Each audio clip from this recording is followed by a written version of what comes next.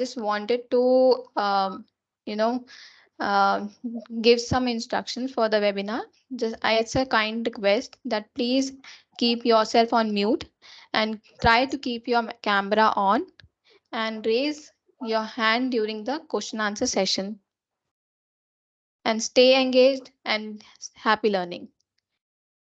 Please don't leave the webinar in between so that you don't miss anything out. And also in the last, we will be helping you out how will be helping you out on the process of downloading the certificate. So let's get started and make the most use of our time. Once again, a warm welcome to everyone. Now I would like to welcome our chief guest, who is Mr. Shri Vinod Kumar Yadav ji, who is a former IFS Chief Conservator from West Bengal. Thank you, Vinod sir, for joining us. Your presence here adds a great value to us and the gathering. I would like to welcome you again and request you to say a few words.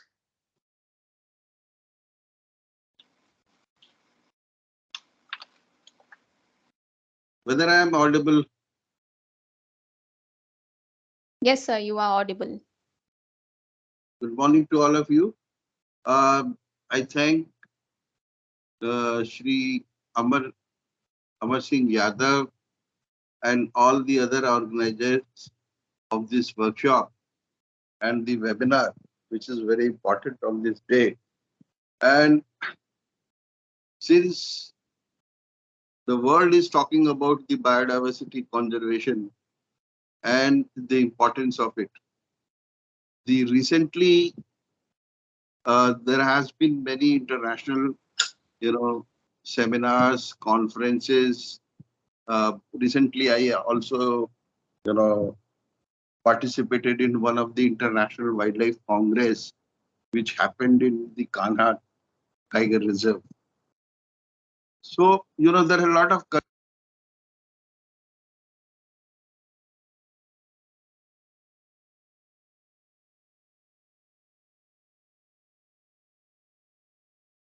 Sir, you are on mute actually.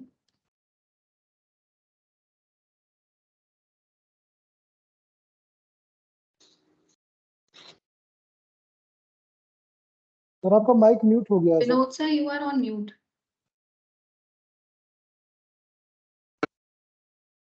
Yes. Okay. Now it's audible? Yes. Yes, sir. Yes, sir. So there is a lot of focus on the biodiversity conservation and the threats to the biodiversity and what should be the strategy to conserve biodiversity in future, taking into account the different level of threats which is happening every day, whether it is a climate change, whether it is poaching, whether it is habitat degradation, whether it is habitat fragmentation, whether there are, a lot of developmental activities which is threatening the biodiversity of the different areas in different part of the world. So basically, we all know that biodiversity refers to the variety of life on Earth. We all know that the Earth evolved some 4,500 million years ago. That is 4.5 billion years ago. But the life evolved around 2.5 billion years ago. And gradually the life, evolved and different species, they came into existence. But, there has been the, natural extinction from in the geological period. And this natural extinction also,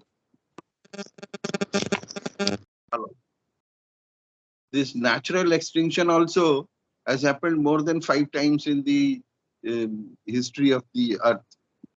But what has happened is that since the evolution of the mankind, the level of extinction, and it has gone very fast.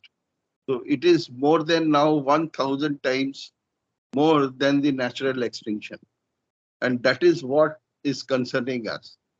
So this is kind of a major challenge. Then first of all, the another thing is that why conserve biodiversity at all? Whether we need to conserve biodiversity, what is the reason?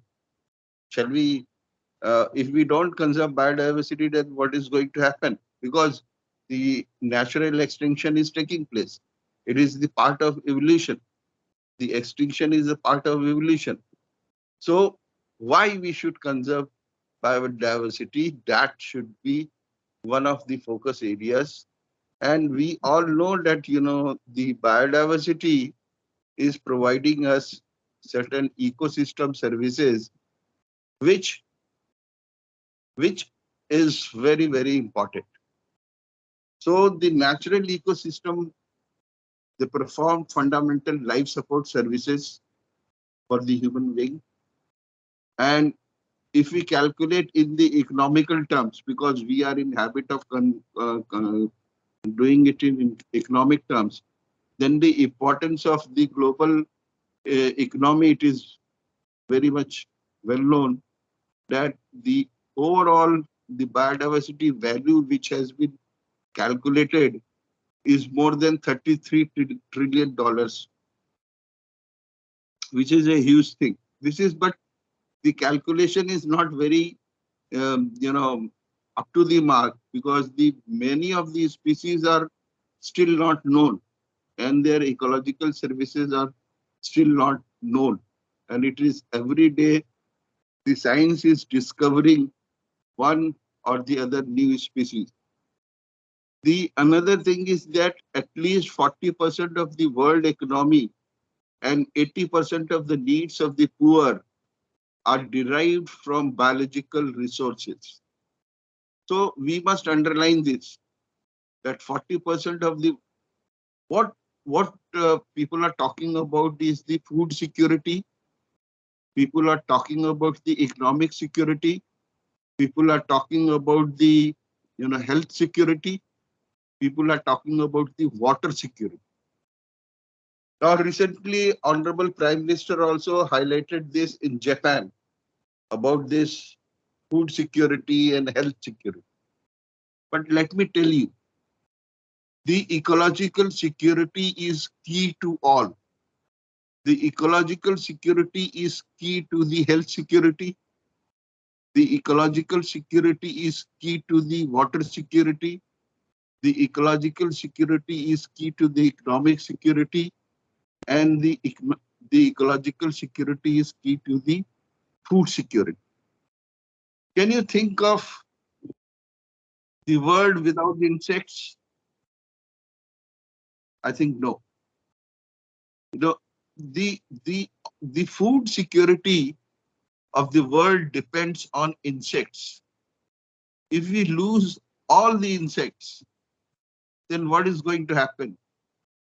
No, the food production will drastically come down, and we will be facing the crisis for the all the kind of fruits that is being naturally available to us with the help of these different biological species. So this is one of the very important aspects. Then if we go to the biodiversity, we are talking about the health security. The human safeguard is dependent on the biodiversity. There is a lot of data on the medicinal plants. We are working on the medicinal plants.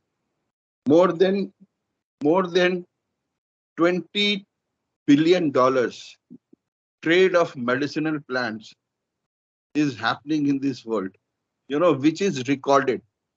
There are a lot of medicinal plants which has the dependence on the medicinal this industry, which is not recorded. So it is, and in future, it is going to be more and more. And still we are discovering the different plants, medicinal plants, which is going to give the health security to the, the human being. The other ecological services which is being provided by the biological, diversity is the ecological balance. We all know there is another thing is that predation. The people talk about if we suppose there are no snakes, then what is going to happen? The rats are going to eat the crops. The rats are going to destroy the crops. So it is a kind of predation also, which is the natural ecological cycle, which controls the population of the harmful animals. And these harmful animals, they are naturally controlled, their population. And if it is distracted, then it is going to give the problem. Similarly, the ecological services that is provided is the pest control. This is another important, the aspect which is being given by the biodiversity. Seed dispersal, pollination, soil generation, and nutrient cycling. These are the different ecological services which are being provided by the biodiversity, and this biodiversity should be preserved at different levels. Uh, the different strategies should be, rated. Of course, India is very fortunate that we have got around 11% of the biodiversity of the world. There are more than, 1 million invertebrates which have been recorded. Now, these which have been recorded, uh, and what I'm trying to say is another 1 millions are the insects. These records are less as compared to the scientific knowledge that we have. We have got more than 5,500 mammals, 10,000 birds, around 10,000 reptiles, and 33,000, 34,000 fishes. And there are so many, species which are not discovered, which has even not discovered. Every day there has been, the kind of discovery to be, which is happening there. Scientists like you people, they are working on this. But there are a lot of threats to the biodiversity. These threats, we all know, is increasing every day. Why it is increasing every day? It is like the anthropogenic pressures. A few days back, there was a figure like that India population has grown again, and this figure has come to 147, 147 million. So earlier it was 130 crores, now it is 147 crores. So the anthropogenic pressure is increasing, the biotic pressure is increasing, the cattle population is, 3 times more than the human population. The pressure on the forest is also increasing, and there is a lot of biodiversity loss at different level, which is not being recorded by even the scientists, because it takes a kind of a cycle of the monitoring to record it. There are different developmental activities which are happening, and these developmental activities, though they are necessary at certain aspects, but it is happening at big pace not only in India but in the world. And these developmental activities, whether it is the highways, whether it is railways, whether it is dam, whether it is all other activities, it is creating pressures on biodiversity. There is a loss of forest cover, there is a lot degradation of the habitat, and not only degradation of the destruction of the habitat, but there are fragmentation of the forest, shrinkage of the forest. This fragmentation of forest is creating islands of, you know, island habitat, and the the migration of the animals from one part of the forest to another forest part is broken. There is a poaching which is happening. Recently, there is a lot of news in the media about the forest fire.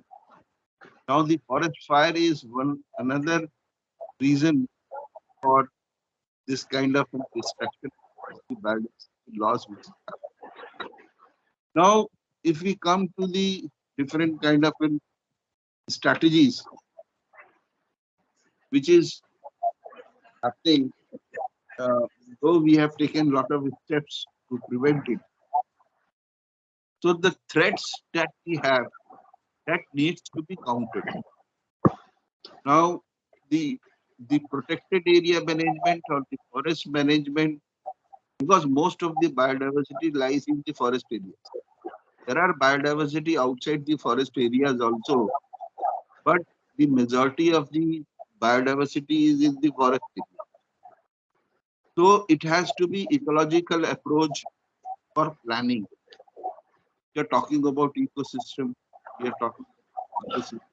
This now has to be ecological approach for planning. So first of all, we should have a kind of an action plan which is based on a scientific approach, and that has to be in place. So there are different, the wildlife action plan, the biodiversity action plan. There are different laws also which are there for preventing all this kind of an illegal activities. First of all, we should have a kind of uh, the national level, regional level, and I will say even at the district level, we should have an ecological plan for biodiversity conservation and to implement it.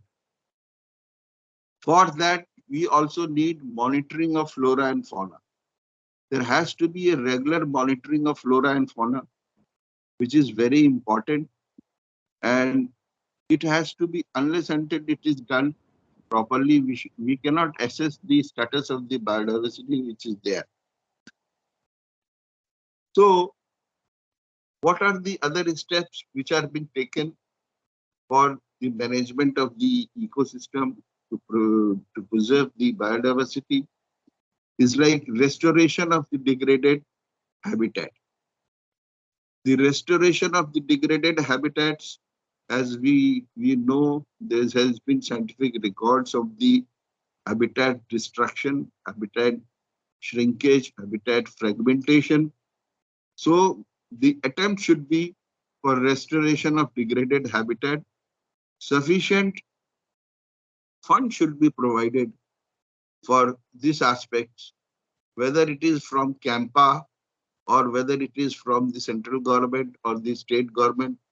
Because as we all know that uh, there is less than 1% of the budget which has been given to the preservation of the environment and forest.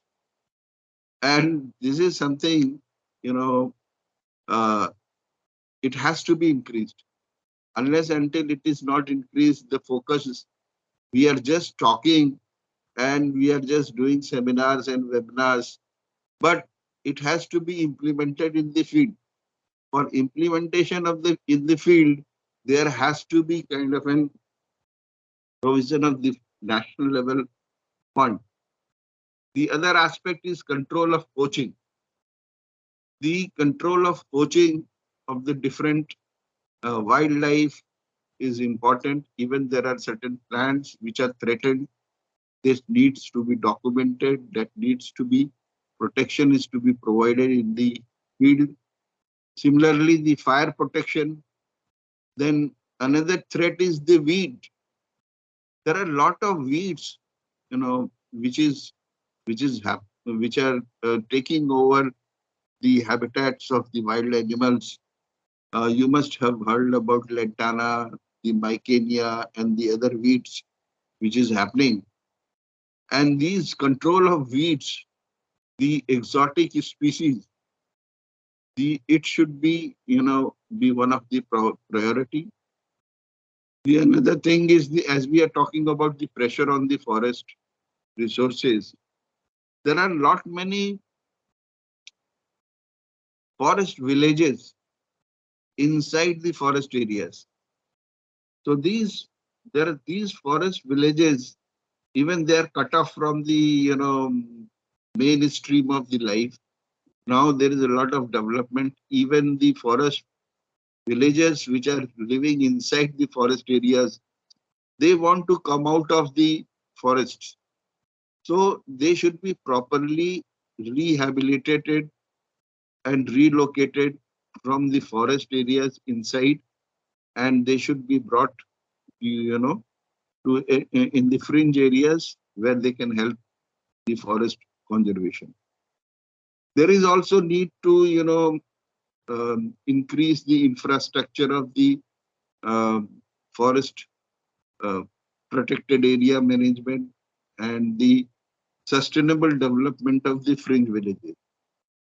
As we are talking about the eco development, involvement of the people, because we cannot protect the biodiversity without the active involvement of the local communities, the local people.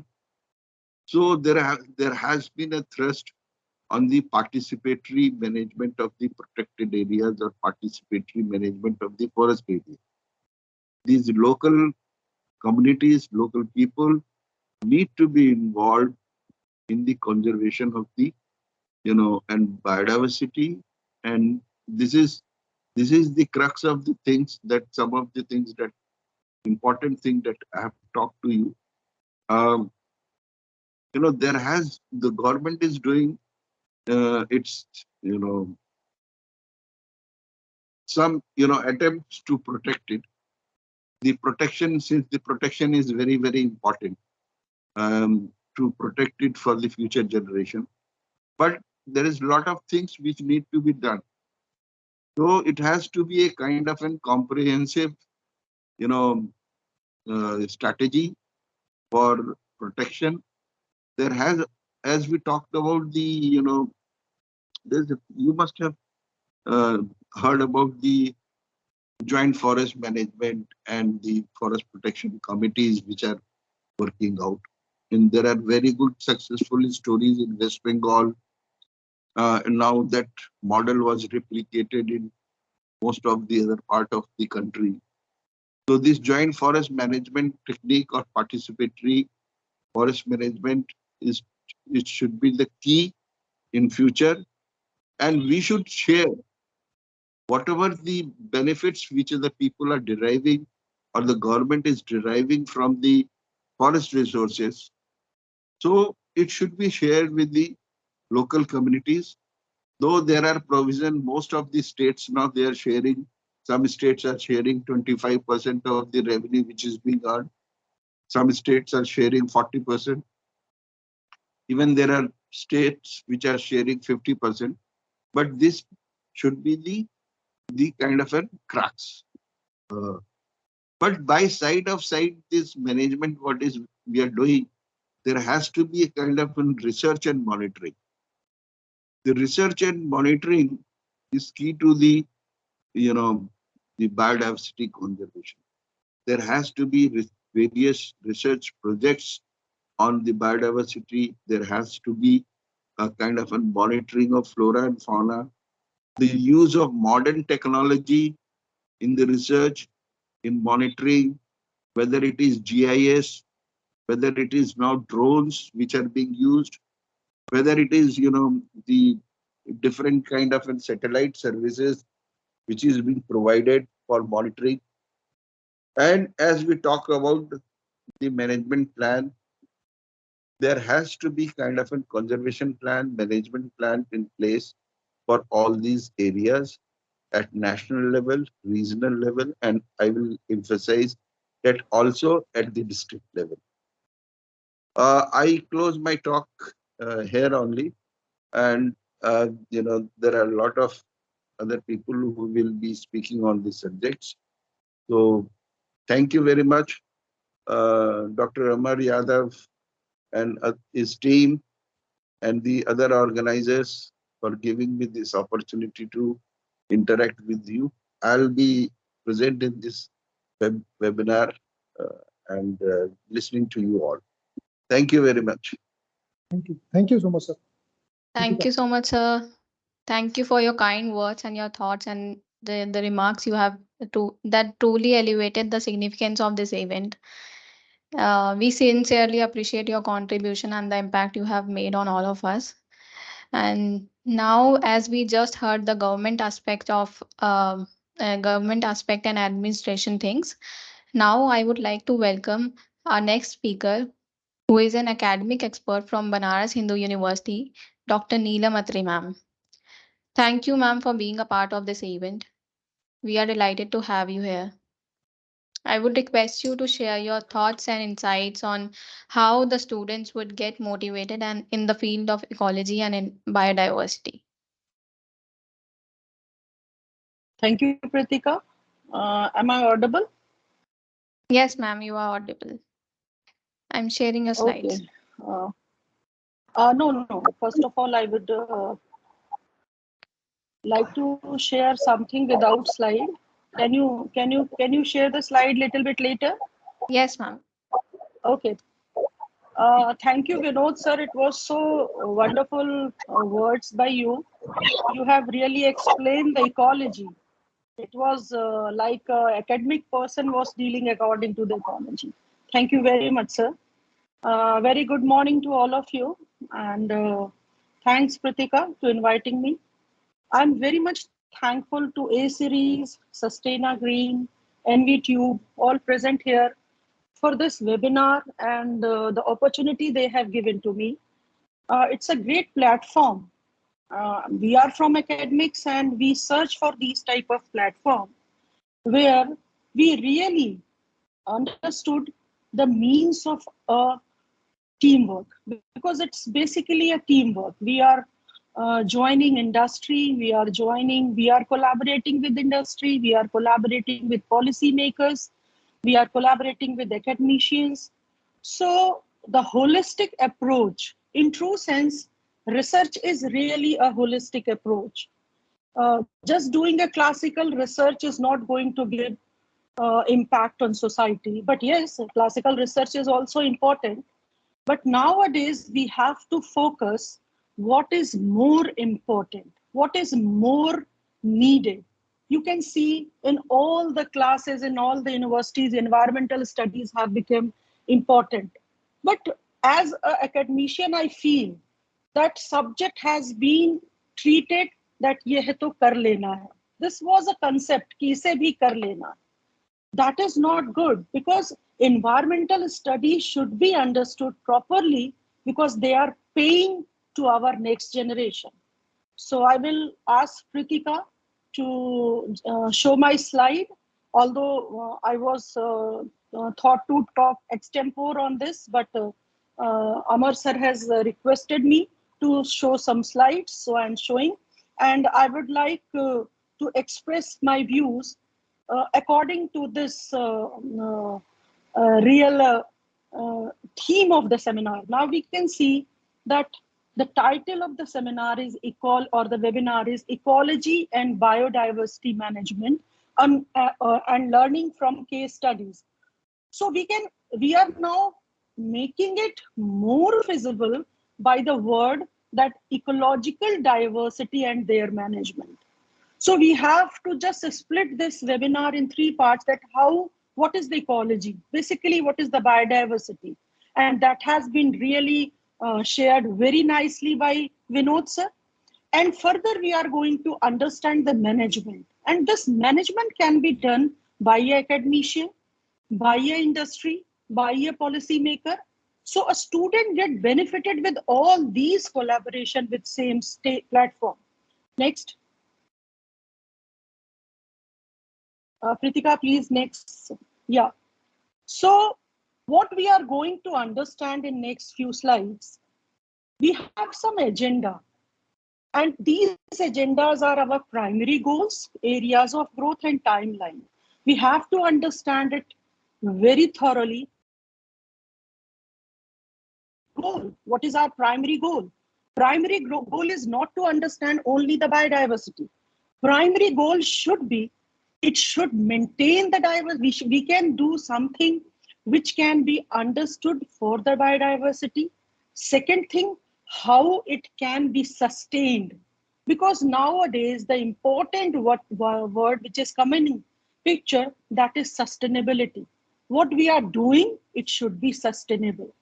And how it will be sustainable, that academician, not only academician can go through, that can be go through by industry, that can be managed by policymakers, and that can be managed by these type of groups like Sustaina, Greens, Aseries. You are doing wonderful job for the society. And what should be the area of growth? Growth means what we are doing, how it is helping to the society, how it is helping to the nature. Because nature, we are fighting and we are struggling and we are enjoying. Everything we are doing at same pace to the nature. Without nature, we are zero. And lots of policies, lots of governmental policies, worldwide policies, many more things are there. But what is really happening is that policies are nurturing it properly, or we are lacking somewhere. And the third thing, which is very, very important, is time. We cannot get time back. If something is losing, how can we took it back? So we have to focus on the timeline. Next.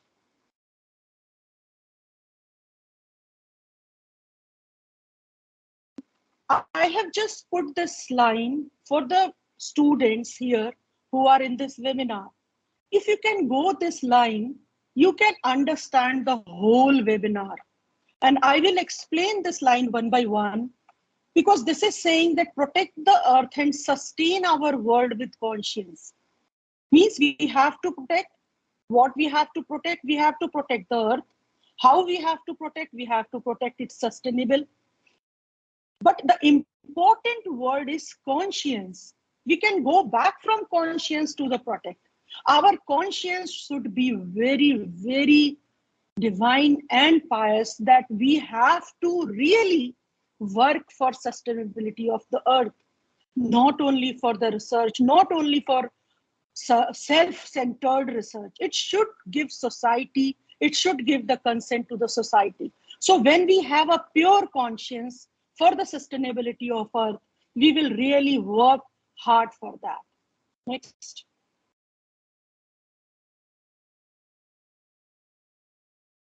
So why we have to work for it? This question come in picture. क्यों करें हम इस काम को?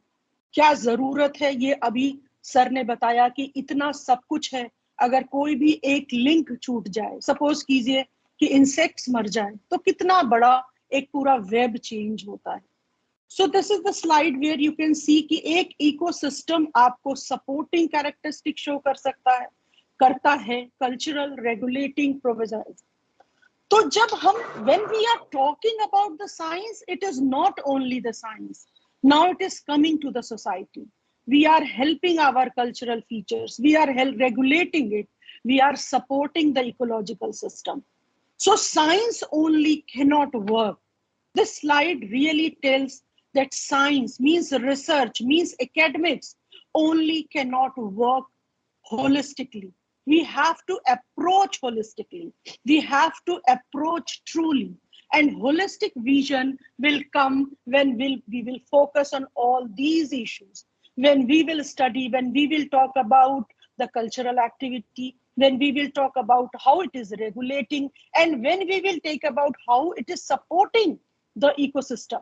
And it is very important that a student, that even a common man, because environmental and biodiversity subject is related to common person. एक गांव का भी व्यक्ति इस बात को जाने, एक शहर का भी व्यक्ति जो पढ़ा लिखा ना हो, एक रिक्शे वाला, एक काम करने वाला, एक मजदूर, हर कोई जाने, उसको उसके तरीके से बताया जाए. एक लेमैन प्रोसेस होना चाहिए. This should be not only to the academics and science. It should be a very layman thing. ऐसा हम कोई एक प्लेटफॉर्म क्रिएट कर सके जिससे कि हर कोई इस एक कंसेप्ट से बेनिफिटेड हो. That is our motive. We should have a clean and clear motive. Now, next.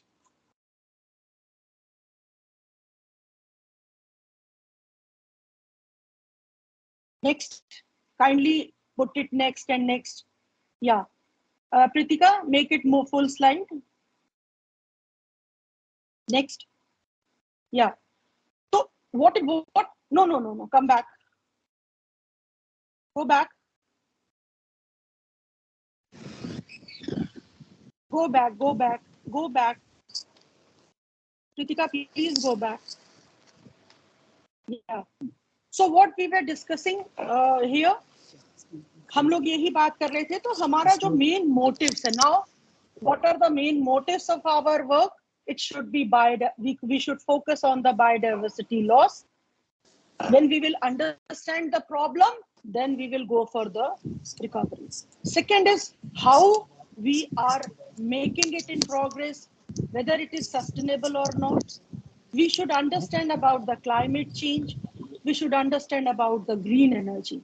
Means now energy, the word energy given by Einstein, this energy is now became green. And when we will understand the energy in form of green, then only we will go for it.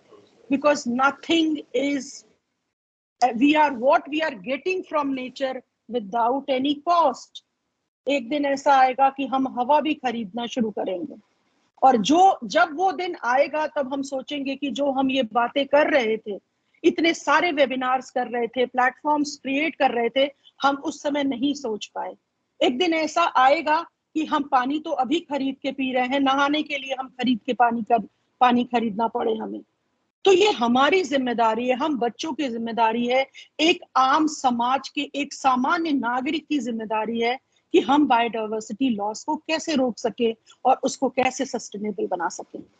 इसके लिए एक बहुत बड़ा system है, हम उसे नहीं जानते. हर बच्चा उस सिस्टम को पूरी तरह से एक स्टूडेंट नहीं समझ पाता. And these type of webinars are important to understand that system. Where is their role and how this system works. Next, Pritika.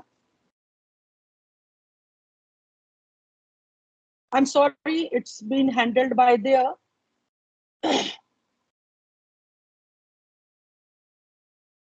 Okay. So stakeholders of global sustainability. Till now, I was discussing about the diversity to sustain, make it sustainable.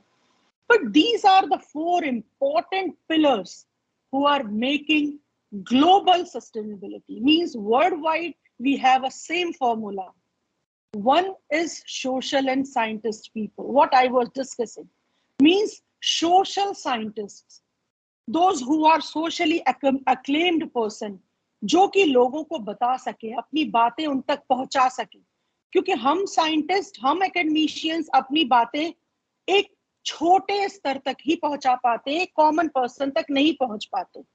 एक common व्यक्ति तक, layman तक एक social scientist पहुंचता है. Scientist और academia जो है उसको एक बहुत ही साइंटिफिक और थॉरो उसको एक रूप देता है. इंडस्ट्री हमारे दिए हुए रिसर्च को इम्प्लाई करके एक रेवेन्यू जनरेट करता है, साथ ही साथ थ्रू आउट द वर्ल्ड इसको डिस्ट्रीब्यूट करता है.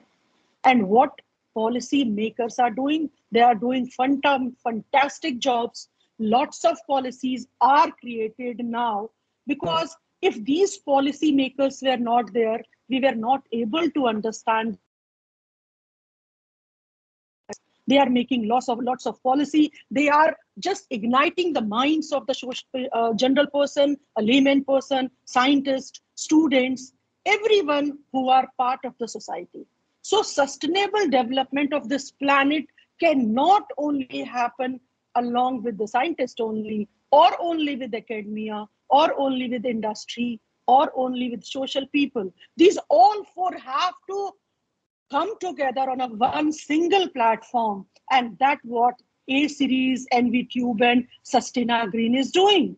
They are really doing a good job, and they are providing that platform to the students. The students who are listening this conference, who are in this webinar, may understand how they are going to be benefited by these three partners. They are doing a wonderful job where you can really make your scientist approach, your industry approach can be, or the policy makers can give them their inputs and you can be benefited. Next. So this is the main slide of my presentation because I am from academics. Earlier, I have converged the participant to a centrally focused mindset. And now I think you all have been through this, and our government have a new policy, which is known as new education policy. And it is so good that you can understand that everything which we were talking about has been given for the education. Means in new education policy, many more things are there. You can see first one is respect for diversity and local context. This is very important, how it is going to, we are trying to add it in our curriculum. All the universities are doing their work, that how they can manage their courses which can be benefited according to new education policies. We have lots of projects, we have lots of things to do go through in new education policy, and students can be benefited by these companies where we are going to invite lots of vocational courses, not only to the classical subjects. That is important. Means you are not bound to study the classical thing. You can explore yourself in every or anywhere, every platforms where you want. And these are different, you can see 8 different things which are included in this: equity and inclusion, community participation, continuous review, critical thinking and creativity, unique capabilities, emphasize conceptuals. If you can just go through all these inputs which is covered in this new education policy, 2 things which I am so much, I feel so privileged that they are talking about critical thinking and creativity, and on other hand, they are talking about respect for diversity. So diversity is not only the subject which is given to the a literature person or to the science person. We have to understand the curriculum and we have to understand the whole diverse system. And for that, we academicians are continuously in progress to make a proper system, a proper syllabus for the students where biodiversity also plays an important role. Next. Now the role of academia. As we are discussing about the management, this is one more.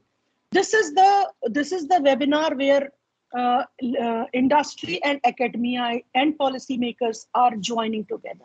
So how? This is for the students, those who have attended the webinar, how I am going to impart the role. Multidisciplinary teaching and education, basic vital drive-in scientific research, which is the main theme of new education policy. Now the community service, this is also academician can do, and this is also a main theme of new education policy. Last, second line, third line I have explained, but the last line, which is very, very important for the students, that the trainings, internships, and exposures to industry. Academicians are trying to make this feasible for all the students, and we will really take help from these type of industries who has just made this webinar a success webinar. Means we are managing that type of roles to make student trained, to make student exposed to industry, and to make student to understand the policies of any country. So this is our responsibility to give a student that particular platform. Next.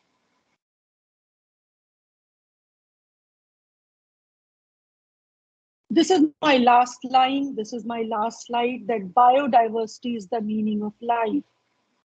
Once we can understand, once all person, all people, all human fraternity, if understand this particular line, then there will be no problem to achieve the goal which I have started. At the last, I would like to discuss one small story about the biodiversity as it and in the meaning of life. Here in Banaras University, along with botany, I am the professor in botany. Along with botany, I used to teach bioinformatics, which is a nowadays a prevalent, a very good subject for the field of life sciences. There is a chapter which I used to teach about the bioprospecting. And I would like to share one small story, that there was a scientist who went for some biodiversity project. And when he went there, जब वो वहां गए तो बहुत काम करना पड़ा. ये बहुत एक छोटी सी स्टोरी है, मैं बताना चाहूंगी, बच्चों को बहुत अच्छा लगेगा ये सुन के. तो जब वो वहां गए और उन्होंने देखा कि वो सुबह से शाम तक काम करते थे, लेकिन वो थक जाते थे. लेकिन वहां की जो ट्राइबल और लोकल नोमैडिक जनता थी, वो नहीं थकती थी. तो उन्होंने एक सामान्य रूप से उनसे पूछा कि व्हाट, आप लोग क्या खाते हैं भाई, ऐसा क्या करते हैं कि आप थकते नहीं हैं. तो उन्होंने बताया कि भाई हम तो सामान्य, क्योंकि वो बहुत ही वहां का वो ट्राइब था, ना तो उनके पास बहुत बड़ी कोई ऐसी पैसे का इनपुट था, ना कोई बहुत बड़ी महंगी चीज खाते थे जो कि सो कॉल्ड बहुत बेनिफिटेड होती है. तो उन्होंने बताया कि भाई हम ये थोड़ा खाना अपना खाते हैं, और ये एक दो पौधे हैं जो उनकी पत्तियां सुबह खा लेते हैं और हमें शाम तक थकान नहीं होती. तो भाई बड़ी मतलब वो साइंटिस्ट को बहुत बहुत अच्छा लगा कि ये ऐसी क्या बात है, और उन्होंने उस पर सर्च करना शुरू किया. And you will not believe that search ended in the formulation of drug जीवनी. That drug was called as drug जीवनी. स्टूडेंट्स, आज इंटरनेट पे आप सर्च करिएगा कि वो कौन से साइंटिस्ट थे जिन्होंने इस ड्रग को इन्वेंट किया, और वो ड्रग जीवनी पेटेंटेड हुई और लोग उसे खा रहे हैं. इंपॉर्टेंट ये नहीं है कि वो ड्रग जीवनी बनी, इंपॉर्टेंट ये है कि उन साइंटिस्ट ने एंश्योर किया कि इस ड्रग जीवनी से जो भी पैसा आएगा वो उस सोसाइटी का स्टेक होल्डर होगा, उसमें से वो सोसाइटी उसकी स्टेक होल्डर होगी, उसको भी वो रेवेन्यू जाएगा. और ऐसा करने से वहां के लोगों की जो बहुत ज्यादा गरीबी की नीचे रेखा उस पर जी रहे थे, उनका अपलिफ्टमेंट हुआ. साथ ही साथ उस पर्टिकुलर प्लांट को प्रिजर्व किया और बायोडाइवर्सिटी को रिच किया. तो ये एक तरीका है. हम साइंटिस्ट भी उस एक प्लेटफॉर्म पे अपना बहुत कुछ दे सकते हैं, अगर हमारी जो पहली लाइन मेरी थी, अगर हमारा कॉन्शियंस इस बात की इजाजत देता है और हम कॉन्शियसली इस बात को करते हैं. By these words, I would like to end my talk, and I am very thankful to all the participants for their presence, and I am very thankful to Sustaina Green, Aseries, and Envtube. Thank you very much.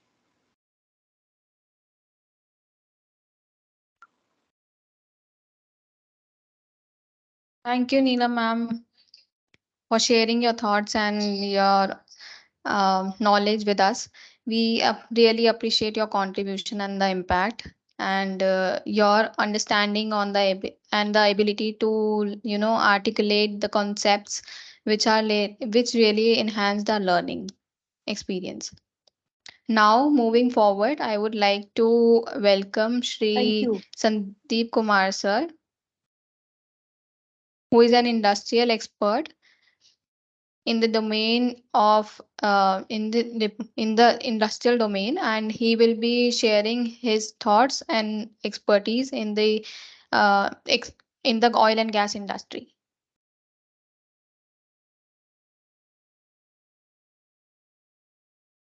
Sir, your mic is on mute. Now I'm audible. Yes, sir. Thank you, Patika, for giving me this opportunity to give the presentation. I will give a very brief introduction how this biodiversity is affected in oil and gas sector. So just as we know, the oil and gas sector plays a very vital role in the energy sector.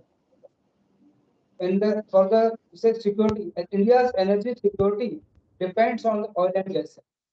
But at the same time, it adversely affects our biodiversity. Already so much has been told about what is biodiversity. So it ultimately affects. But since we have to, and we need energy for our 140 crore population for food, the oil and gas sector totally survive. So in this how in overall global energy emission, energy sector contributes around 70%. 70% of all the emissions are from the energy sector. And in this energy sector, oil and gas contributes around 34% of the energy. So you can see so many emissions, the oil and gas sector contributes majorly in the global house gas emission, which adversely affects the oil, adversely affects the climate change. Now, basically the emissions from the oil and gas industry, whether it is oil exploration, oil marketing companies like ONGC, Oil, Bharat Petroleum, Hindustan Petroleum, GAIL, Reliance. So they are generating a lot of greenhouse gas emissions to meet the energy requirements of our country. Now, these emissions, they are not only the scope 1 or scope 2. Majority of the emissions from these industries are scope, and around 90% you can say is the scope 3. And in scope 3 also, more than 90% is because of the emission use of the sold products. What products these oil marketing companies are selling in the market for the transportation sector, like LPG, CNG, petrol, diesel. When we use these fuels, it generates a lot of emissions, and that is the major contribution to the emission. And these emissions mainly consist of methane, carbon dioxide, nitrous oxide, and chlorofluorohydrocarbons. As we know, these emissions absorb the radiation from the earth and ultimately cause global warming, which increases the earth temperature. And that is the main reason for the climate change. Because of the rise in the earth temperature.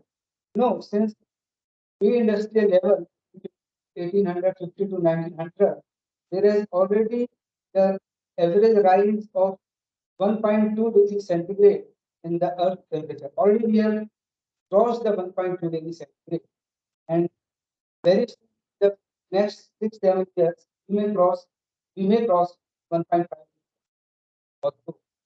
So ultimately what this global warming is having effect? It is having major effect on our climate change. Nowadays we are seeing that climate is changing rapidly every year. Because of the climate, you see the floods are coming. Recently you see there was last year in Pakistan, a lot of floods were there, and the whole country got devastated because of the floods. Economy got paralyzed. And it was once present last many years that such type of floods have happened. And in our country also, every year you see the floods occurring in.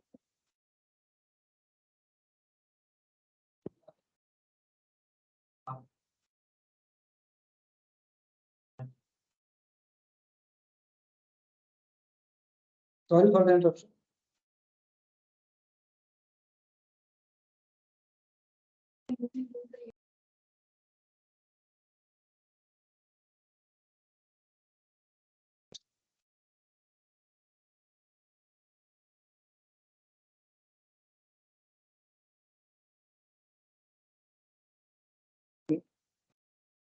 Am I audible? Yes, sir. Yes, sir. Yes, Yeah, good. okay. So as I told you, because as you are aware, because of this climate change, floods are occurring. Drought is also a major reason for the climate change.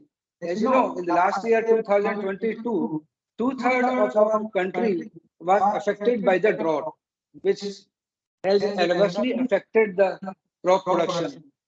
Then it affects the rivers because there is some There is no rain, so rivers get dried up. We don't get clean drinking water. Similarly, the ponds get dried up. It affects the aquatic life like fishes and other. Then there is a rise in the sea level, and also the temperature of the sea, and it may happen that in future some of the coastal cities may get submerged in the sea because of the climate change. And also, when there are floods or excessive rain in some areas, it causes soil erosion. It removes the fertility, and ultimately it leads to deforestation. So what will happen if there is a such adverse effect on these floods because of this snowfall and cyclone? Ultimately, it affects our biodiversity, because biodiversity is nothing but the natural world around us, whether it is animals, birds, insects, fungus, bacteria. Each of these species and organisms work together and support and maintain life on the earth, and they occur in a delicate balance. So the human survival is on biodiversity. We need biodiversity for our food, for clean drinking water, for shelter, for medicine. So you can see how the oil and gas sector, though we cannot ignore it, because the energy is the first, because of energy is required to produce agriculture to meet the food demand of our large population. So in a day, we cannot avoid the oil and gas sector to save our biodiversity. But still, there are certain measures which have been taken. I will explain. Next slide, please. Kritika? Yeah. So I will just explain what is being done at the international level regarding climate change. As you are, maybe the students may be aware that COP, Conference of Parties, it is an international meeting held every year by United Nations. It started in 1995. The first meeting was held in Germany. Then there was Kyoto Protocol in 1997. Then there was Paris Conference in 2015. So there are 198 members of this Conference of Parties, mostly about 193 countries who are part of the United Nations. And all those participating countries are legally bound to follow the decisions taken in this meeting for climate change legally. And they form it is a UNFCCC, United Nations framework on climate change. So whatever agreements are there, they are legally bound to all the countries who are present. So actually this UNFCCC gives the basic framework, the basic guidelines on which all countries have to work together to reduce the global warming. The concrete targets have to be submitted by the individual countries based on this UNFCCC, so that every year India is also participating and they are submitting the targets. And these targets are called NDC, Nationally Determined Contributions. So India had already submitted in COP26 in 2021. Then India has updated its commitment for climate change mitigation measures last year in 2022. And this conference was held in Egypt. It was attended by our Union Minister of Environment, Forest and Climate Change, Shri Singh Yadav. The Indian Pavilion was also there. It was inaugurated by him. So India in this COP27 summit updated the NDCCs which were given in COP21. So what is that? I will just explain. The major thing was, which is already in the Paris Agreement, Paris Protocol, to limit the average rise in Earth temperature to 1.5 degrees centigrade by 2050. That was the agreement in Paris Agreement in 2015, which is to be followed by all the member participating countries. Of course, it was in Paris Agreement, it was decided to limit it to 2 degrees centigrade, but efforts should be made to keep it 1.5. But now in this summit, it has been made that already we have crossed the limits. So we cannot tolerate to exceed 1.5 degrees centigrade. And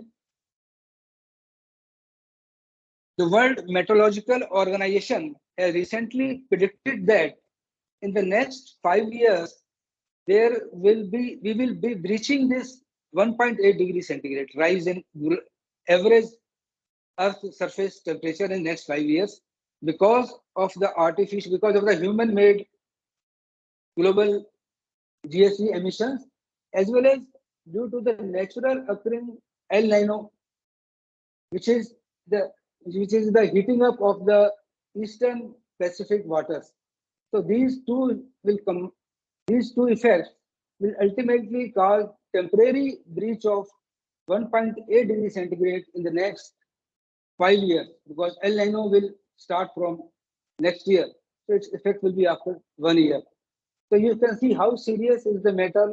Already we are breaching the 1.5, and our agreement on the COP27 was 1.5 degrees centigrade.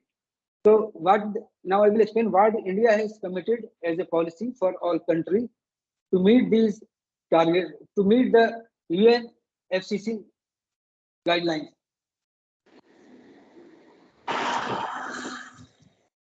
The first concept which was given is the introduction of life, that is lifestyle for environment. What our Honorable Prime Minister explained, that lifestyle, madam, please last slide on. Go back to last slide.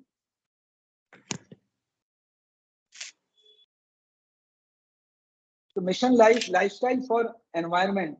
So what our Prime Minister said, this world is life, which means lifestyle for environment. We have to make changes in our lifestyle towards climate change, so that the greenhouse gas emissions are reduced. A common person, how can we can contribute for the climate change? Today, there is a need for all of us to come together and take lifestyle for environment forward as a campaign. This can become a mass movement towards an environmentally conscious lifestyle. That is what our Prime Minister has committed in COP27 when we finalize the NDC. So how can we achieve it, this lifestyle for environment? Basically, it is being focused on the youth, because they are consuming more and more. They are not taking care of our energy needs. So basically, save energy, save water, don't use single-use plastic, reduce waste, adopt a healthy lifestyle with exercises and balanced diet, adopt the sustainable food system. We should not care for our generation only, that we produce for but don't care for the future generation. We should have crop production so that the soil fertility is maintained. We should leave the soil fertility for our future generations also. We should have regenerative type of agriculture so that the soil nutrients, soil fertility is maintained and can be used for the future generations. That is sustainable food system. And reduce the e-waste. Nowadays, because of the digitization, use of mobile phones, computers has increased. So a lot of electronic waste is generated. So it should not be thrown simply in the soil, which will otherwise adversely affect our soil fertility. So there are proper systems, there is a guidelines how to handle the e-waste. Now, another NDC which India has taken at a country level is, please next slide.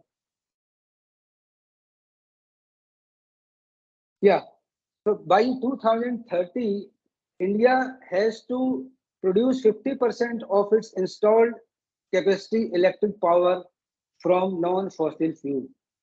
Currently, the major electricity production for India is from coal, oil, and gas. So the target is to reduce 50% by non-fossil fuels.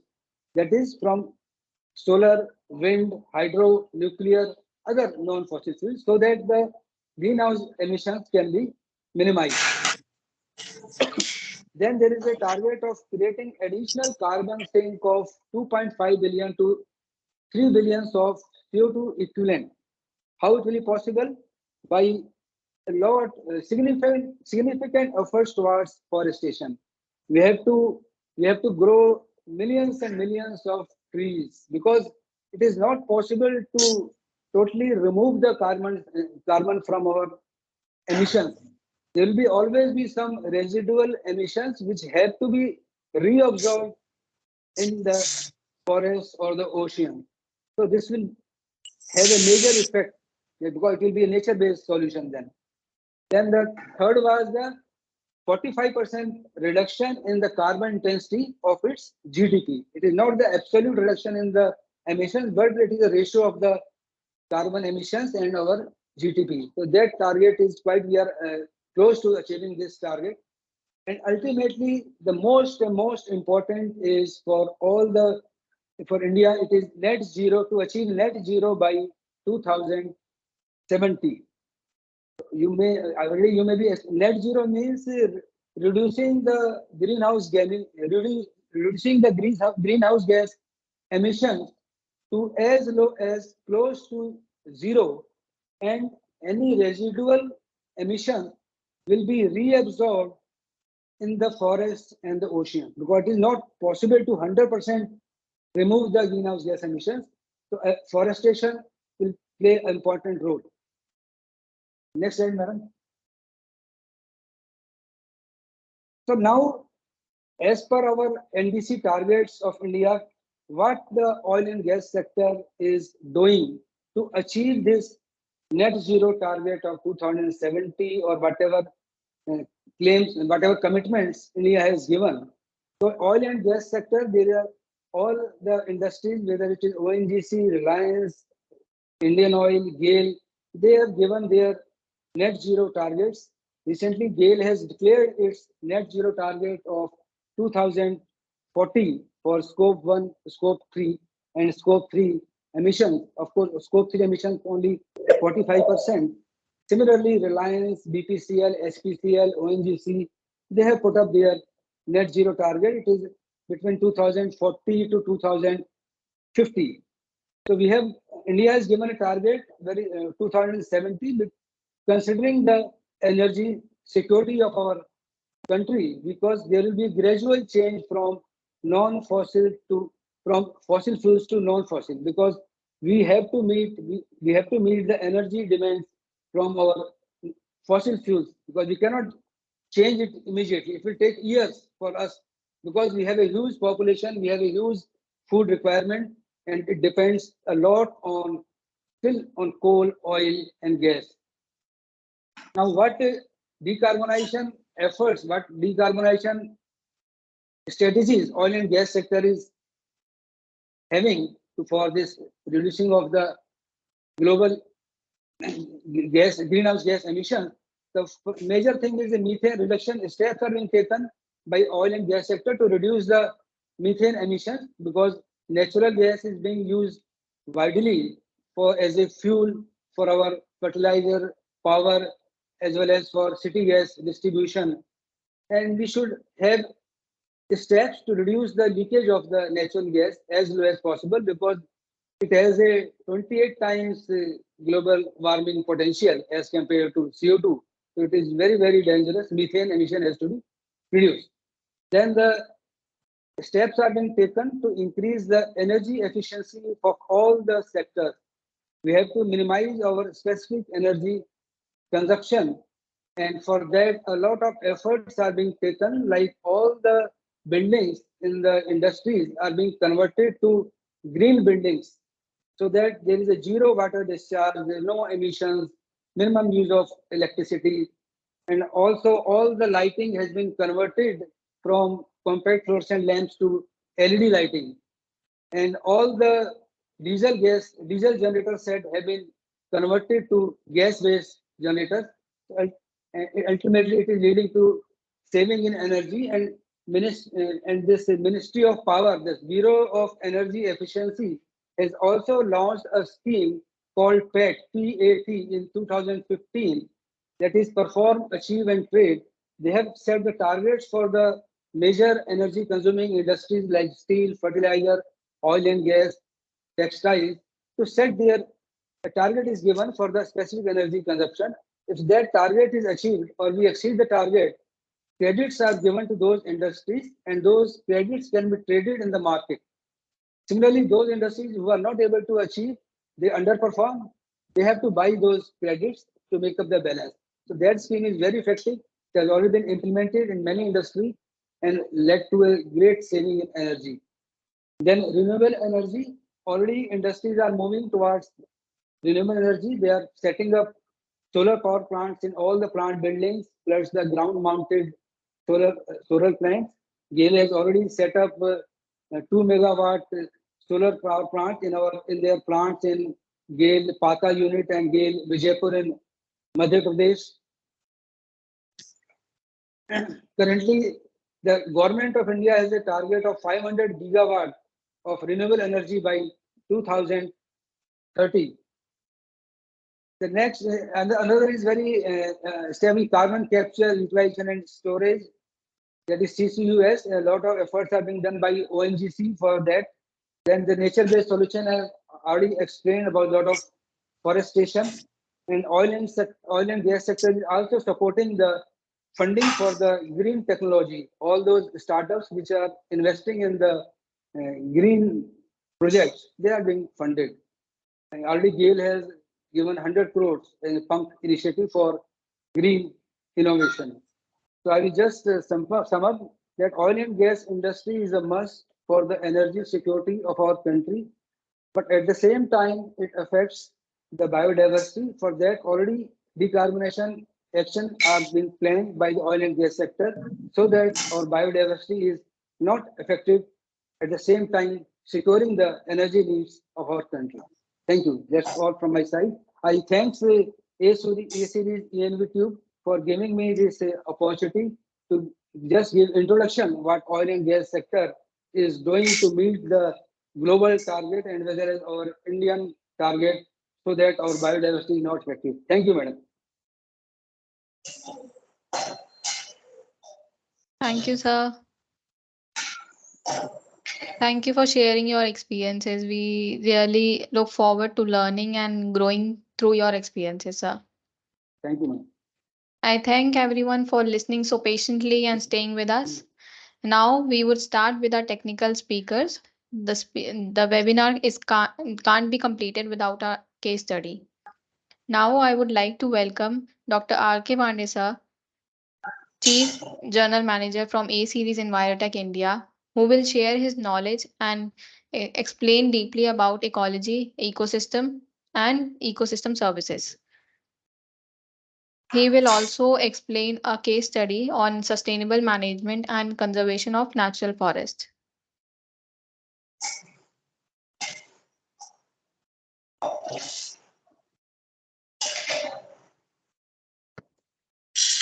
PPT. PPT show कर दीजिएगा. So I am grateful of the speakers.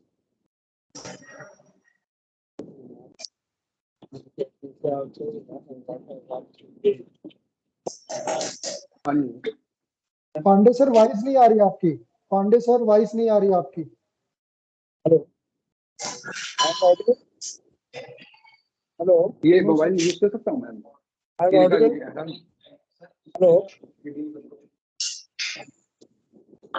Mute कर लो. Sir I am audible. हाँ, right now you are audible sir. आवाज आ रही? हाँ, अब आ रही है. Okay.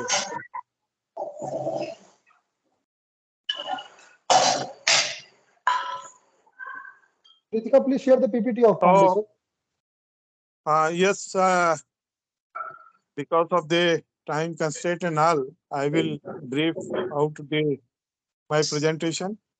So actually basic things, ecology, ecosystem and ecosystem services.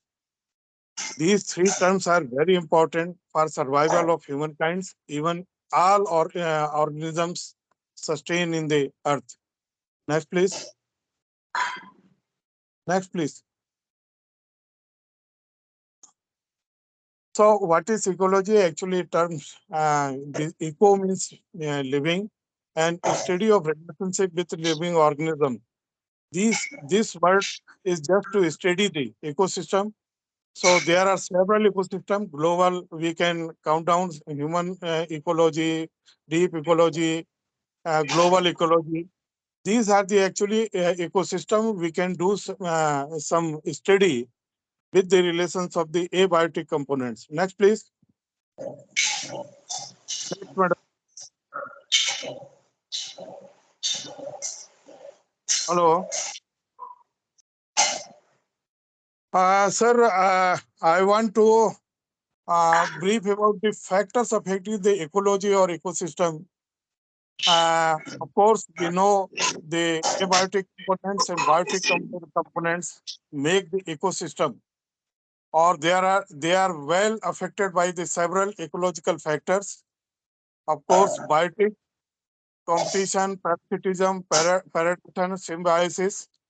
these term, ये सभी terms जो हैं मेरे ख्याल से ग्राउंड लेवल पे जो काम करते हैं वो उसको समझ रहे होंगे. क्लाइमेटिक चेंज, जैसा कि अग्रवाल साहब ने और यादव साहब ने काफी कुछ ब्रीफ किया हुआ है इसमें. तो ये टेम्परेचर, सनलाइट, एटमॉस्फेरिक प्रेशर, ये सब जो है इम्पैक्ट करते हैं. And then of course mother earth, edaphic factor, soil type and structure, soil pH, salinity, soil temperature, soil moisture, organic carbon and heavy metals, ये सब डिटरमाइन करते हैं कि कैसा इकोसिस्टम वहां पे बनेगा. तो actually edaphic factor and biotic factors, particularly rainfall, temperature, soil types, it makes the ecosystem. आपको मालूम होगा कि जो major forest type central India में है, साल फॉरेस्ट और टीक फॉरेस्ट, ये सॉइल फैक्टर पे ही डिपेंड करता है. एसिडिक नेचर है तो साल फॉरेस्ट आता है, और अगर वही बेसिक नेचर हो जाता है तो टीक फॉरेस्ट आता है, इन बिटवीन मिसलेनियस फॉरेस्ट. तो एडेफिक फैक्टर जो है और रेनफॉल, ये हमारे इकोसिस्टम को डिटरमाइन करते हैं. Next please madam. Madam next. Ecological pyramid. Ecological pyramid को जो इकोसिस्टम के कॉन्सेप्ट की बात कर रहे थे, तो there are several types of ecosystem. We can say forest ecosystem, grassland ecosystem, marine ecosystem, even terrestrial, within terrestrial there are sub ecosystem. ये इकोसिस्टम एक रोल प्ले करता है जिसमें कि आपके लिविंग ऑर्गेनिज्म सस्टेन करते हैं. और अल्टीमेटली मैं यहाँ एक एग्जांपल बताना चाहूंगा. यादव साहब ने अभी एक इंटरनेशनल वर्कशॉप कान्हा में जो हुआ था, उसमें मैं भी एक की स्पीकर था. एक हैबिटेट इम्प्रूवमेंट जो थीम थी उसमें, इसमें दिखाने का मतलब ये था कि जो एक एग्जांपल में ये बताऊंगा कि प्रोजेक्ट टाइगर केवल टाइगर को प्रोटेक्ट करने के लिए नहीं है. प्रोजेक्ट टाइगर का मतलब है कि हमें इस पिरामिड के हिसाब से ये जब तक ये 3-4 स्टेप को हम प्रोटेक्ट नहीं करेंगे तब तक टाइगर को सेव नहीं कर सकते हैं. फॉर एग्जांपल, ग्रासलैंड अगर बहुत अच्छा है, ग्रासलैंड थीम पे काफी डिस्कशन हुआ था वहां. अगर ग्रासलैंड बहुत अच्छा है, पैलेटेबल स्पीसीज है, पैलेटेबल फॉरेस्ट है, तो जो हर्बीवोर्स उसमें है वो हेल्दी होंगे. और वो अगर हेल्दी होंगे तो ऑफ कोर्स कॉर्निवोरा जो है वो हेल्दी होगा. और अल्टीमेटली हम टाइगर की पॉपुलेशन को, टाइगर को प्रोटेक्ट के साथ, कंजर्व करने के साथ में उसकी पॉपुलेशन को भी इंक्रीज कर सकते हैं. तो बेसिक कॉन्सेप्ट ये है कि अगर ग्राउंड पे अगर हम जाएं तो जब तक ये फॉरेस्ट को अगर हम प्रोटेक्ट नहीं करेंगे, जो हमारा मेन सस्टेन करता है, इसमें जाने कितने लोगों की, खासकर ट्राइबल्स की कम्युनिटी जो फॉरेस्ट में रहती है, सबकी डिपेंडेंसी है. लाइवलीहुड सिक्योरिटी का बहुत हद तक इससे होती है, सस्टेनेंस इस पर निर्भर करता है. तो ये बेसिक चीज को हमें समझना पड़ेगा. We can come in the case study and discuss later. Next, please. Now we come to the ecosystem. Just you can see the that transparency all organisms and non-living, there is a relationship between the living and non-living organisms. It makes the ecosystem. We human being are also one of the main component of the ecosystem. So ecosystem is a major ecological unit, and all ecosystems, not only forest, all ecosystems have dynamic complex of biotic and abiotic components in their interaction with each other. We as a human are integral part of the ecosystem. Next, please.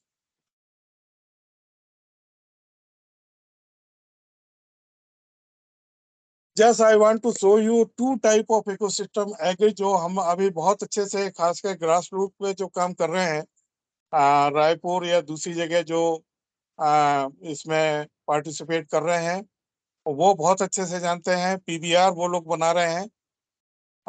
उसमें agriculture और forest ecosystem उनका main component है, जिस पर वो काफी काम कर रहे हैं. तो जो हम लोग बहुत वेल नोन है एग्रीकल्चर इकोसिस्टम और फॉरेस्ट इकोसिस्टम, इसी तरह से there are several. Next please madam. Next. Aquatic ecosystem भी होता है, फॉरेस्ट भी होता है, रिवराइन भी होता है. तो ये सभी इकोसिस्टम्स का एक अपना इम्पोर्टेंस है, और ये एबायोटिक फैक्टर्स इसको डिटरमाइन करते हैं कि किस टाइप का इकोसिस्टम वहां पे बनेगा. And now we come to the ecosystem services. मेरे ख्याल से यादव साहब ने तो काफी इसमें अपना पॉइंट रखा हुआ है. और इस पे मैं ये कहना चाहूंगा कि without ecosystem it has a very various benefit of the living organism. Sir की ठीक है ना, वो खुद हेलो, सब इंटरव्यू हो रहा है. Yes, sir, you are audible. You can continue. Just we can see the earth is a home of the millions of species. Yadav साहब ने बहुत सारी स्पीसीज का बताया कि इतनी रिपोर्टेड है, और बहुत सी अनएक्सप्लोर्ड भी हैं. So this is a home to the million of the species, includes all type of the flora, fauna, which are sustained in very different type of ecosystem. Every organism depend on one or another organism for energy, survival, and other life process. We have shown numerous benefits from the biotic and abiotic components of systems are known as ecosystem service. Next, Anna. Benefits from the nature, actually these are the provisions, 4 type of provisions we get. These are the benefits for the all living, including us. First, provisioning food. Food, raw material, medicinal resources, fresh water. All these are the benefits for the all living kinds in the earth. Food, जैसा हमें मालूम है कि जो grasses हैं, आपकी rice या wheat, ये सब एक ग्रास कैटेगरी के पौधे हैं, और इससे हम लोगों ने इवॉल्व किया है अपना फूड. इसी प्रकार से फूड्स हैं. ये सब बेनिफिट्स हमको नेचर से मिलते हैं, एक इकोसिस्टम से मिलते हैं. बहुत सारा मेडिसिन प्लांट. आयुष की बात की, गवर्नमेंट ऑफ इंडिया का जो आयुष डिपार्टमेंट है, आप समझेंगे कि most of the even more than 90% raw material जो है अभी भी still we are getting from the forest. जो फॉरेस्ट से इकट्ठा होता है, जिसके आयुर्वेदिक मेडिसिन और ये सब चीजें बनती हैं, है ना. मेडिकल रिसोर्स, फ्रेश वाटर हम उसमें पाते हैं, फ्रेश एयर पाते हैं, और these are the regulating benefits. Air quality regulate करती है, क्लाइमेटिक रेगुलेशन होता है, क्लाइमेट चेंज की बात भी की. बहुत सी इरेगुलेटरीज हमारे द्वारा इंडस्ट्रियल डेवलपमेंट और इस सब के कारण जो होने से हमारा क्लाइमेटिक रेगुलेशन थोड़ा डिप्लीट हुआ है, जिसके कारण क्लाइमेट चेंज जैसी प्रॉब्लम्स इमर्ज आउट हुई हैं. और these are now in the coming years, these are the major problem for sustenance of the living organisms in the earth. Water regulation, पीने का पानी, पोटेबल वाटर हमको मिलता है. इरोजन रेगुलेशंस करते हैं, जिसमें प्लांट्स का रोल बड़ा इंपॉर्टेंट होता है. Water purification, waste treatment, disease and pest regulations also controlled by the ecosystem. So these are the benefits actually we are getting from the well-established ecosystem. Supporting natural cycling, photosynthesis, soil formation, cultural. Of course, tourism is one of the important cultural activities getting from our ecosystem. National park, wildlife protected areas, river, and all and that. Next, please. Next, madam. So, how now we come to the forest ecosystem now. How forest has support the natural infrastructure. Just see the benefits actually arising from the forest ecosystem, and we are getting from out of all these services. Next, please. Of course, the climate change, that's already discussed in the previous speakers. If we have a good ecosystem, then we will enjoy all type of the things, good biodiversity and ecosystem protection. But it is if it is depleted, deteriorated due to the climate change, then we have to face several problems as mentioned here. Next, please.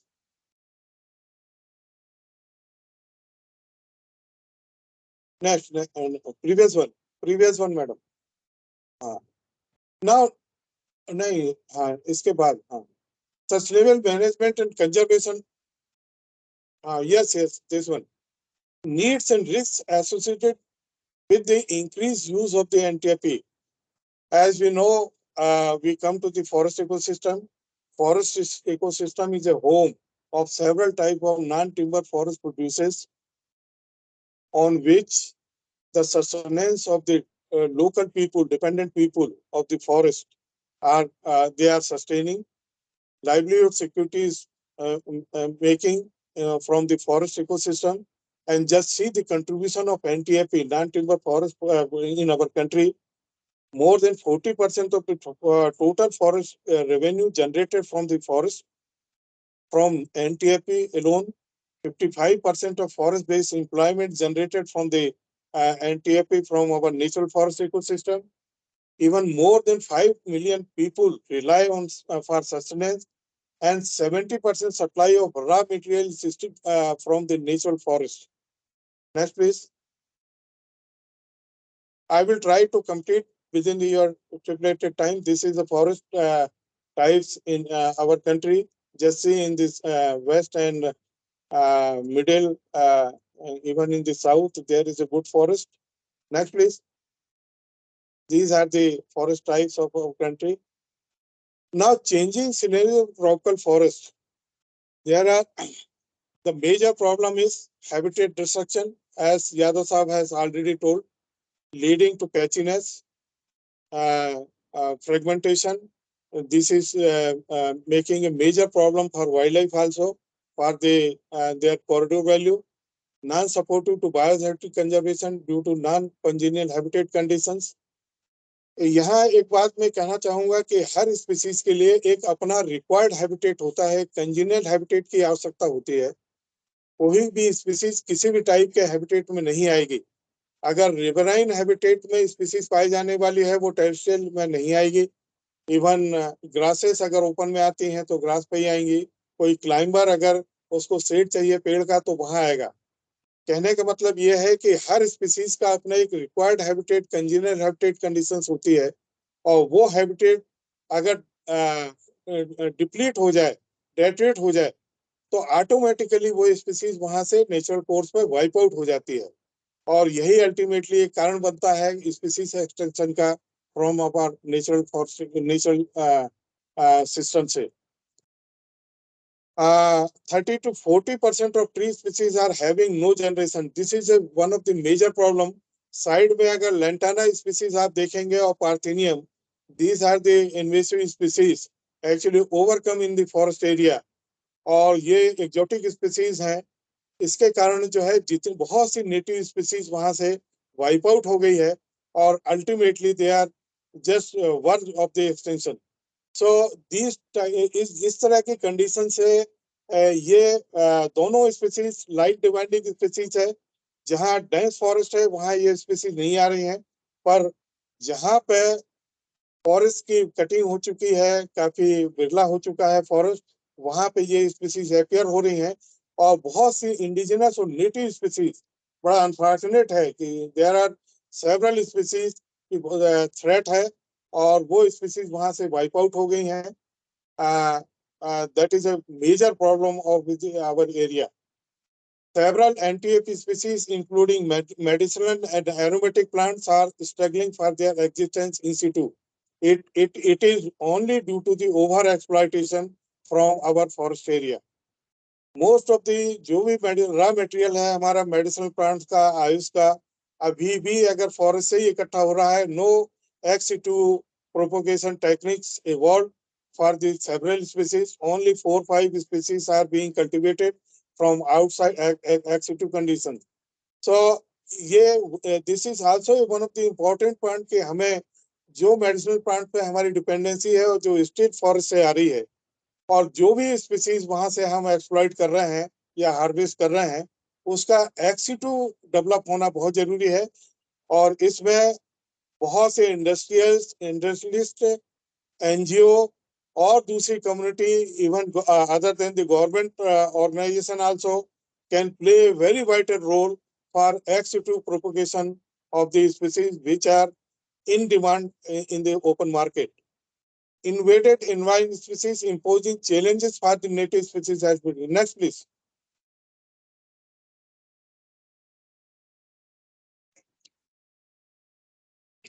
Still, we don't have a no specific community-based co-management system in our forest ecosystem.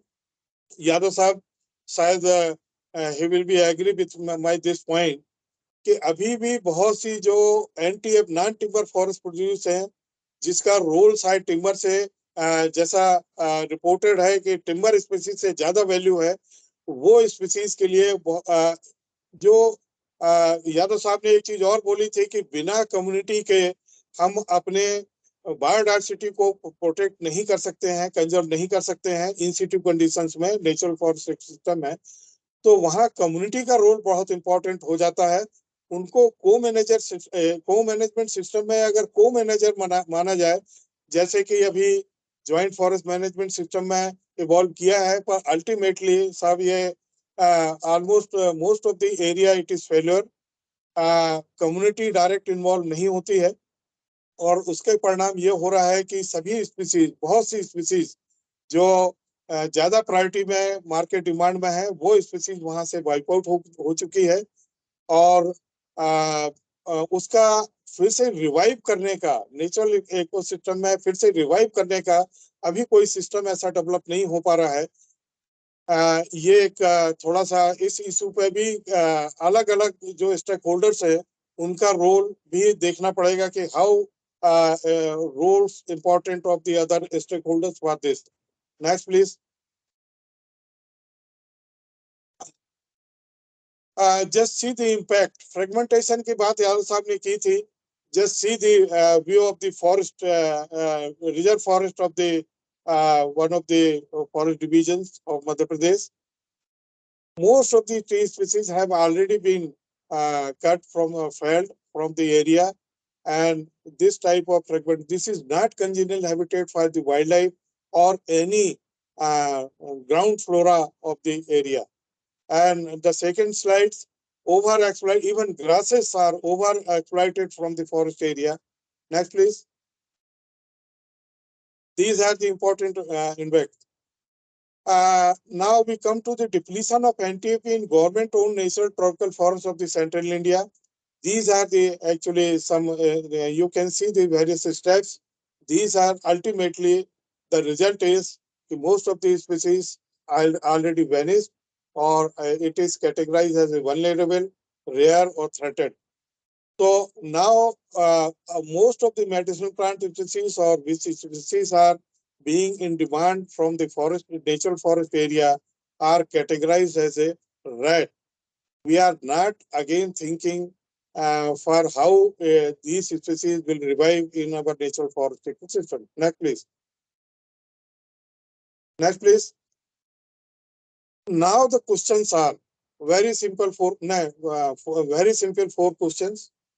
Harvesting of forest genetic resources and TAP committed to perpetuation of sustainability. The conditions of forest and its users acceptable. The response of management intervention positive. Lost wild genetic resources can be revived. मैं आप लोगों से ही पूछना चाहूंगा कि इसका answer क्या होगा। मेरे हिसाब से तो नो है। अभी तक हम इसका सॉल्यूशंस नहीं खोज पा रहे हैं और ultimately these are the major problem still. Next please. Increasing challenges on regional biodiversity conservation and sustainable management. We have to think about the dependency of the forest dependent community, poor people residing inside the forest, in and around the forest area, and then their dependency for livelihood, ignorance of traditional practice for collection, over demand trades. हमारा एक case study में ये हमारे observations रहे हैं कि dependency तो इनकी है, पर दिक्कत यह है कि जब वो जिस स्पीसीज में इनकी डिपेंडेंसी है और वो स्पीसीज खत्म अगर हो जाती है, वाइप आउट हो जाती है, तो वो कंप्रोमाइज कर लेते हैं, उसको फिर से रिवाइव की कोई कोशिश नहीं होती। प्रेजेंट सिनेरियो में जो ट्रेडिशनल प्रैक्टिस खत्म हो गया है, आजकल जो पुराने ट्राइब्स है, जो कलेक्टर्स है, वो लोग ट्रेडिशनल प्रैक्टिस के हिसाब से एक सस्टेनेबल हार्वेस्टिंग का फंडा उनका अपना था, एक ट्रेडिशनल प्रैक्टिस थी जो आज की तारीख में इंटायरली इग्नोर्ड है। वहाँ के लोकल जो नए जनरेशन है वो उसको कम्प्लीटली इग्नोर किया हुआ है। यही एक फैक्टर है कि जिसके कारण जो बायोडायवर्सिटी है हमारी इन सिटू कंडीशंस में वो डिप्लीट हो रही है। And the third one is the over demand and trade. तो वी हैव टू थिंक कि जिसका ओवर डिमांड और ट्रेड है वो स्थिति फॉरेस्ट से अगर निकाली जाएगी, बहुत सी ऑलरेडी तो निकल चुकी है, पर अगर उसका एक्सिटू की कोई व्यवस्था नहीं होती है जिसमें इंडस्ट्रियलिस्ट या इंस्टीट्यूशंस बहुत अच्छा रोल प्ले कर सकते हैं। हम लोगों ने करीब 450 स्पीसीज को एक्सिटू जीन बैंक बनाया हुआ है जो स्पीसीज फॉरेस्ट में मिलती हैं, और वो स्पीसीज जो है कलेक्ट होती हैं, उसका एक्सिटू जीन बैंक बनाया हुआ है। ऑलरेडी प्लांट लेस तैयार करते हैं, सीड कलेक्शन होता है, और उसको जो अगर कोई एक्सिटू कल्टीवेशन की तरफ जा रहा है उसको सीड प्रोवाइड करते हैं। तो ये एक अप्रोच हो सकती है, एक इंटीग्रेटेड अप्रोच होनी चाहिए कि डिपार्टमेंट से, गवर्नमेंट ऑर्गेनाइजेशन से, इवन एनजीओ से, इंडस्ट्रियलिस्ट से, कि उसको कैसे एक कोऑर्डिनेट करके इस सिस्टम को डेवलप करें कि हमारा पूरा एम्फेसाइज आपके एक्सिटू पे हो जाए। तो बट नेचुरल है कि इंसिटू कलेक्शन अगर मिनिमाइज होगा तो वो स्पीसीज वहां पे फिर से रिवाइव करेंगे और प्रोटेक्ट होंगे। Next please. Next madam.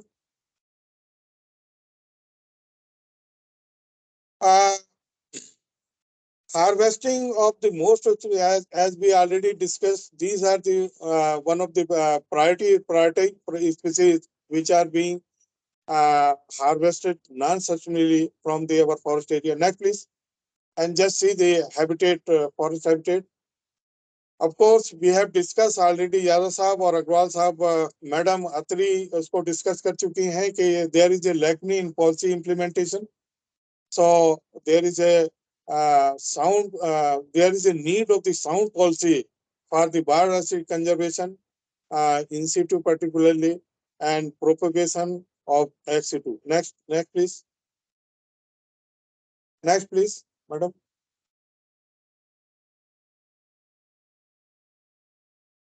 Emerging threats on the diversity of the forest genetic resources versus NTFP, ecological perspective, destruction of the habitat conditions. जो मैं खासकर ग्राउंड लेवल पे जो एनटीएपी कलेक्शन करते हैं या इस पे जो काम कर रहे हैं बायोडायवर्सिटी कंजर्वेशन में, उनसे मैं ये कहना चाहूंगा कि बहुत सी स्पीसीज जिनकी रूट निकाली जाती है, बहुत से के ट्यूबर्स निकाले जाते हैं, कुछ की लीफ निकाली जाती है, कुछ का फ्रूट कलेक्शन होता है, फ्लावर्स है, इवन बार्क है, गम है, रेजिन है, ये अलग अलग ढंग से जो हमें प्रोडक्ट प्रोड्यूस मिलते हैं पेड़ ट्री से या वेजिटेशन से, ये भी बहुत हार्मफुल है। अगर ट्यूबर वाला रूट वाला है तो इंटायर प्लांट को, पूरा इंटैक्ट प्लांट को वो अप्रूव करते हैं और उससे वहां पे कुछ भी नहीं बचता है कि वो फिर से प्रोपोगेट कर सके। इसी प्रकार से लीव है, लीव का एक पुराना दिखाया था, एक एग्जाम्पल में बनाना चाहूंगा कि यादव साहब यहाँ डिंडोरी फॉरेस्ट डिवीजन में माहुल पत्ता का बहुत ज्यादा कलेक्शन होता था। आज से करीब 20 साल पहले करोड़ों रुपए का बिजनेस होता था और सब साउथ को माहुल पत्ता जाता था, बाहुनिया बहलाई लीव जो है। और अल्टीमेटली आज की तारीख में वहां पे 1000 रुपए का भी बिजनेस नहीं होता है। इतना over harvesting, non sustainable harvesting हुई है कि वो एक क्लाइंबर, वुडी क्लाइंबर है बाहुनिया बहलाई, उसकी लीव से पूरा सस्टेनेंस था, लाइवलीहुड सिक्योरिटी होती थी, काफी इनकम होती थी डिपेंडेंट कम्युनिटी को। आज उनको 1000 रुपए भी नहीं मिलता है साल का। और लीव साइज, उसका परिणाम ये हुआ है कि कुछ प्लांट्स हैं भी, पर उसके लीव साइज और ये सब इतने छोटे हैं कि उसकी मार्केट डिमांड नहीं है, उसके खरीदते नहीं है, क्योंकि जो जो पर्पस के लिए वो लेते हैं वो उनको सर्व नहीं करता है। सो ऐसे बहुत से there are several examples. Chlorophytum tuberosum जो फॉरेस्ट से हमारे यहाँ छत्तीसगढ़ और मध्य प्रदेश से वाइप आउट हो चुका है, और ये क्लोरोफाइट क्लोरो सफेद मूसली जो फॉरेस्ट से कलेक्ट करके उसको लोगों ने कल्टीवेट किया है एक्सी2। तो दीज आर द फैक्टर्स कि इस पर कहीं चेक होना चाहिए। इसका कोई सब्स्टिट्यूट या अल्टरनेटिव सिस्टम डेवलप होना चाहिए कि यही एक कारण है कि जो हमारी नेचुरल फॉरेस्ट की बायोडायवर्सिटी डिप्लीट हो रही है, उस पर बहुत थ्रेट आ रहा है, इम्पैक्ट आ रहा है। Next please. Need for strategic interventions for the conservation, जो अभी अपन चर्चा कर रहे हैं। सस्टेनेबल मैनेजमेंट की बात किया जाए, इसका एक केस स्टडी है, आगे मैं डिस्कस करूंगा।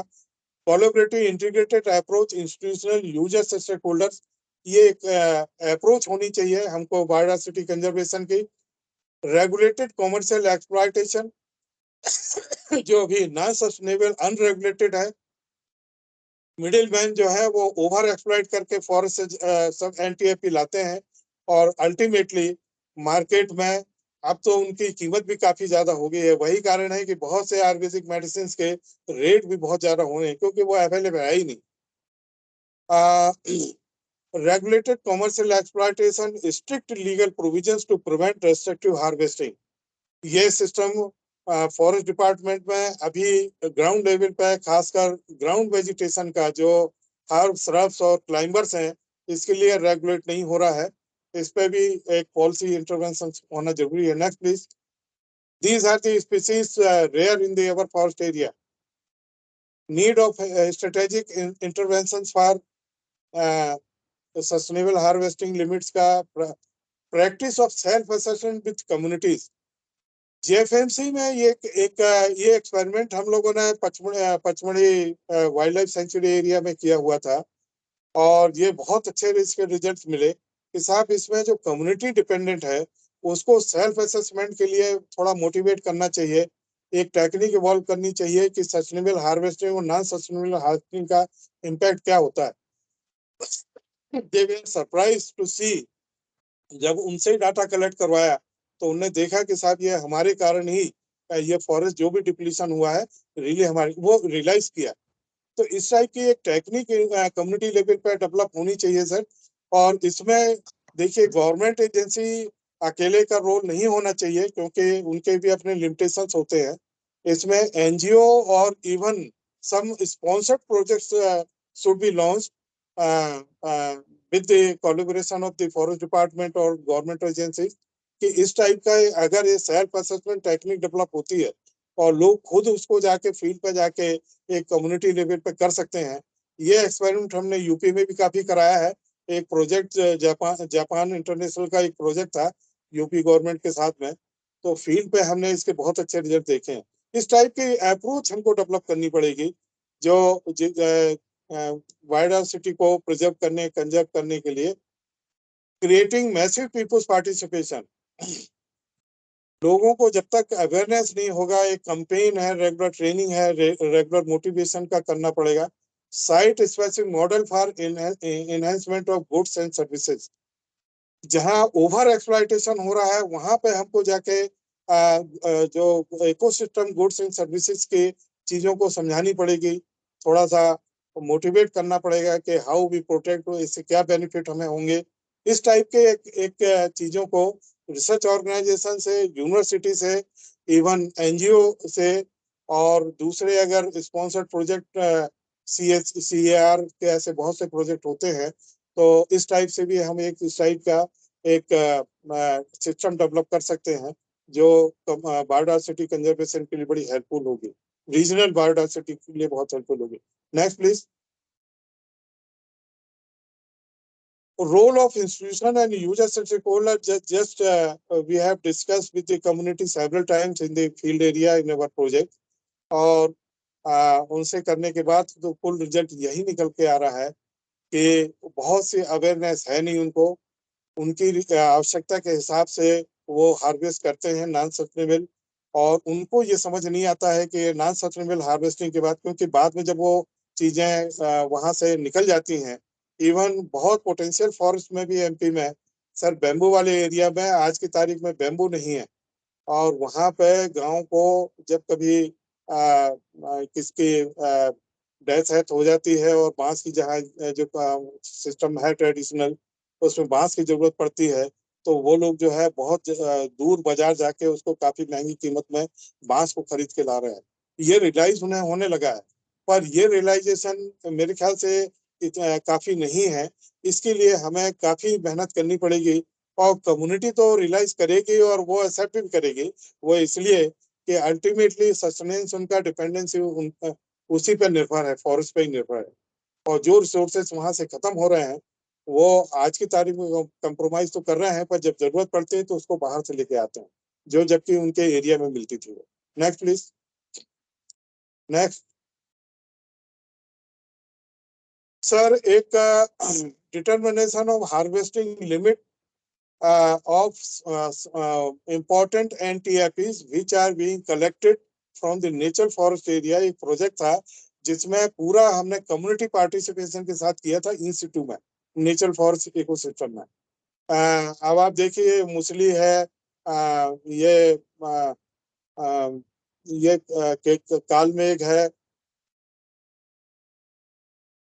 ग्लोरियस और सुपरबा है।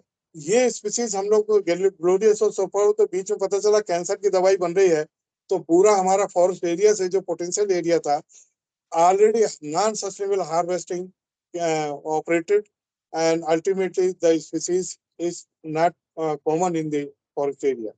सो नेक्स्ट प्लीज। नेक्स्ट। टाइम को देख के मैं थोड़ा ब्रीफ कर रहा हूँ Amar ji. Next please madam. So this was our strategy के जो determination of sustainable harvesting limits of the 11 species which are in demand in the market with active community. This was our strategic plan. Next please. Sir हम लोग 11 है, पर अभी 10 species का हमने non sustainable harvesting limit, इसको मैं समझाना चाहूंगा। एक्चुअली क्लोरोफाइटम ट्यूबेरिसम जो सफेद मूसली है, जो मैक्सिमम कलेक्शन होता है हमारे फॉरेस्ट एरिया से, उसका जो नॉन सस्टेनेबल हार्वेस्टिंग का मतलब ये हुआ कि कंप्लीट जो भी सफेद मूसली के पौधे दिखे उसको निकाल लिया। जबकि जो हमारे एक्सपेरिमेंटेशन से आया है कि केवल 30% जो भी पॉपुलेशन है वहां पे सफेद मूसली की, उसका केवल 30% आपको निकालना पड़ेगा, रेस्ट 70% आपको छोड़ना पड़ेगा, तब वो सस्टेनेबल होगा। नेक्स्ट ईयर आपको इस टाइप से इंक्रीज होगा।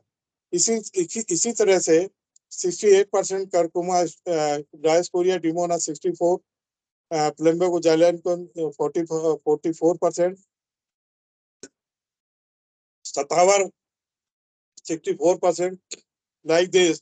Andrographis paniculata, now it is banned from the forest area for collection due to the over exploitation in the Sidol district.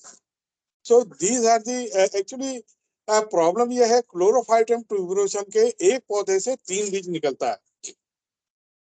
3 बीज में से एक इनफर्टाइल होता है, दो बीज होते हैं, उससे 2 पौधे तैयार होंगे। अगर हम दोनों पौधों को निकाल लेंगे तो बीज भी नहीं बनेगा, या एक भी निकाला तो एक बीज इससे फिर 2 पौधे निकलेंगे, फिर नेक्स्ट ईयर आपको एक निकालना पड़ेगा। तो इसके लिए हमें फिनोलॉजी की स्टडी करनी पड़ेगी। हर स्पीसीज की हमें फिनोलॉजी का आइडिया होना चाहिए कि उसका लाइफ साइकिल कैसा है, कितना सीड प्रोडक्शन होता है, कितने % सीड उसका नेचुरल इकोसिस्टम में इंसिट्यू कंडीशंस में जर्मिनेट होता है, from one plant how many plants prepared. So जब तक ये बेसिक स्टडी नहीं होगी, ये रिसर्च पॉइंट ऑफ व्यू से है, और जब तक ये नहीं होगा तब तक आप सस्टेनेबल हार्वेस्टिंग का जो अप्रोच है हमारी फेल रहेगी। और बहुत सी जो स्पीसीज हैं जिसकी मार्केट डिमांड बहुत ज्यादा है, उस स्पीसीज का अगर फॉरेस्ट से आ रही है तो सस्टेनेबल मैनेजमेंट का एडॉप्शन नहीं हो पाएगा। और मेरे ख्याल से इसको जब तक ये बेसिक कॉन्सेप्ट डेवलप नहीं होगी कि हमको सस्टेनेबली हमको हार्वेस्ट करना है, तब तक स्पीसीज को, हमारी बायोडायवर्सिटी को इन सिटू कंडीशंस में बचाना बड़ा मुश्किल है। Next please. So these are the actually our statistics design for determining the sustainable harvesting limit of the all 10 species. Next please. Next. Madam next. ये other species कर किलो को next. आगे बढ़ते जाइए madam. next.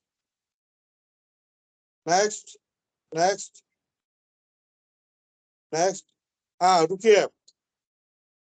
Take away beyond the need of this scientific and innovative self-assessment methods with the community participant. This is the need in the in-situ conditions. Forest department are involved in these conditions, but some other even community level NGO also can play a very important, very vital role for development of this type of technique with the community association. Status, inventory, ecology, distribution, phenology, observation. Yadav साहब ने इसके बारे में कहा है कि inventory जब तक हमारे एरिया के, अपने फॉरेस्ट एरिया की होगी नहीं, तब तक हमें उसका स्टेटस नहीं समझ में आएगा। उसकी इकोलॉजी हमें समझनी पड़ेगी। Ecology is just we have to do some work with that species.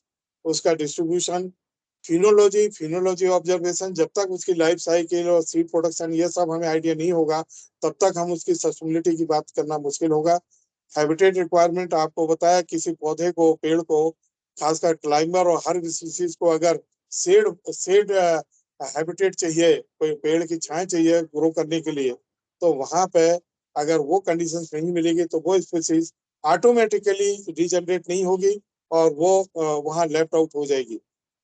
Assessment of monitoring or harvesting from the forest, exposure to student for real case studies on ecology, ये university level पर जब तक in depth हमें इस type की study नहीं होंगी, ecological studies नहीं होंगी ऐसे प्रॉब्लमेटिक स्पीसीज की, पर्टिकुलरली रेट स्पीसीज की जो हमारे फॉरेस्ट इकोसिस्टम में है, तब तक हम उसको कंजर्व करने का इंस्टीट्यू मुश्किल होगा। कम्युनिटी को इन्वॉल्व करना इसमें आवश्यक है।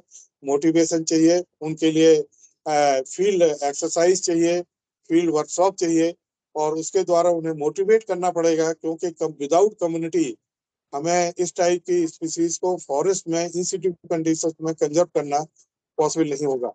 Customized training and certification course for the various stakeholders, particularly universities, NGOs के लिए करना चाहिए। Encourage traditional practice जो अभी बहुत threatened है, this is a big threat for the traditional practice, जो फिर से रिवाइव करना पड़ेगा, कम्युनिटी को मोटिवेट करना पड़ेगा, और ट्रेडिशनल प्रैक्टिस में सस्टेनेबल हार्वेस्टिंग का उनका एक ऑब्जेक्ट रहता था। इसके मेरे पास काफी एग्जाम्पल है, नेक्स्ट कभी सेशन में इस पर डिस्कस करेंगे। Institutional role to analyse rules regulation in favour of conservation and sustainable management of forest genetic resources.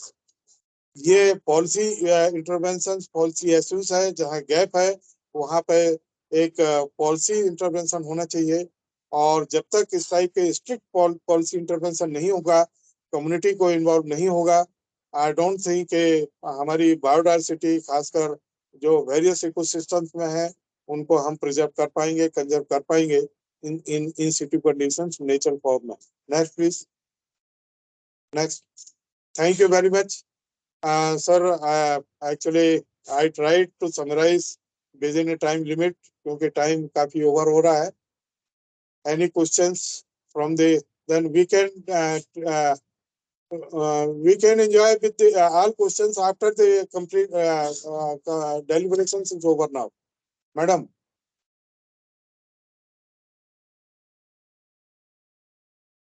Thank you, sir, for your sharing your experiences. And I would like to tell the participants if they have any question.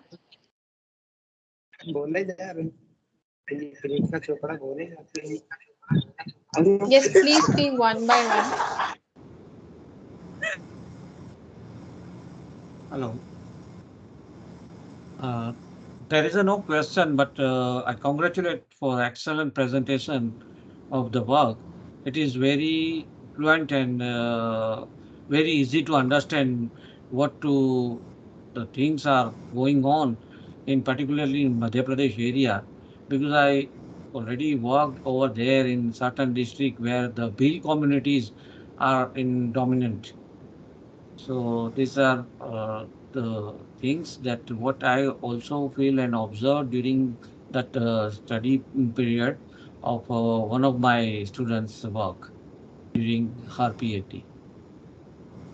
Thank you very much, sir, for sharing all your ideas and work with us. Thank you, sir. Thank you. Thank you very much.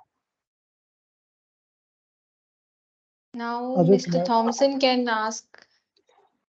Sir, you spoke about forest resources and how it is utilized, how it is overexploited. Have you ever explored the possibility of biodiversity management committees' involvement in sustainable utilization of the forest resources? Yes, sir.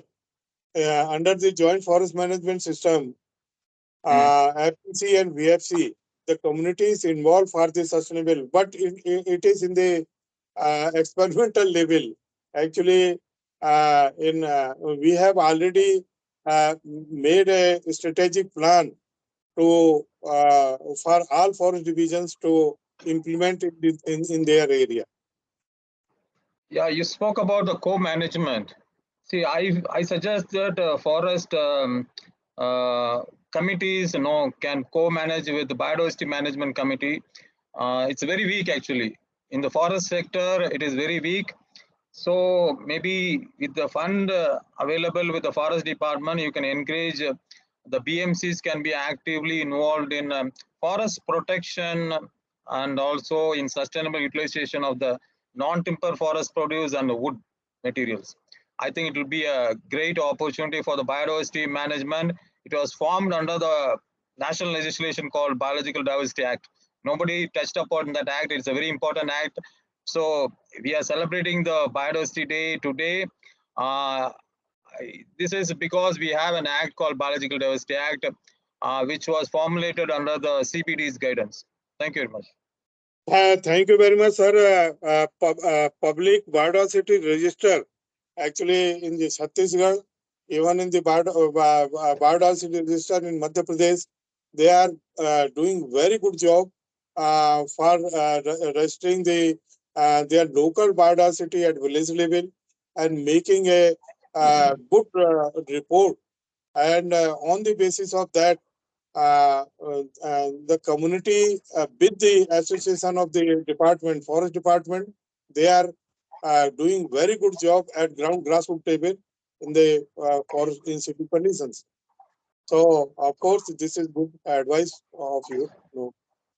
Next, please. Vinod, sir, you can say next. Yeah, I would like to, throw some light on this biodiversity management committee and the joint forest management committee.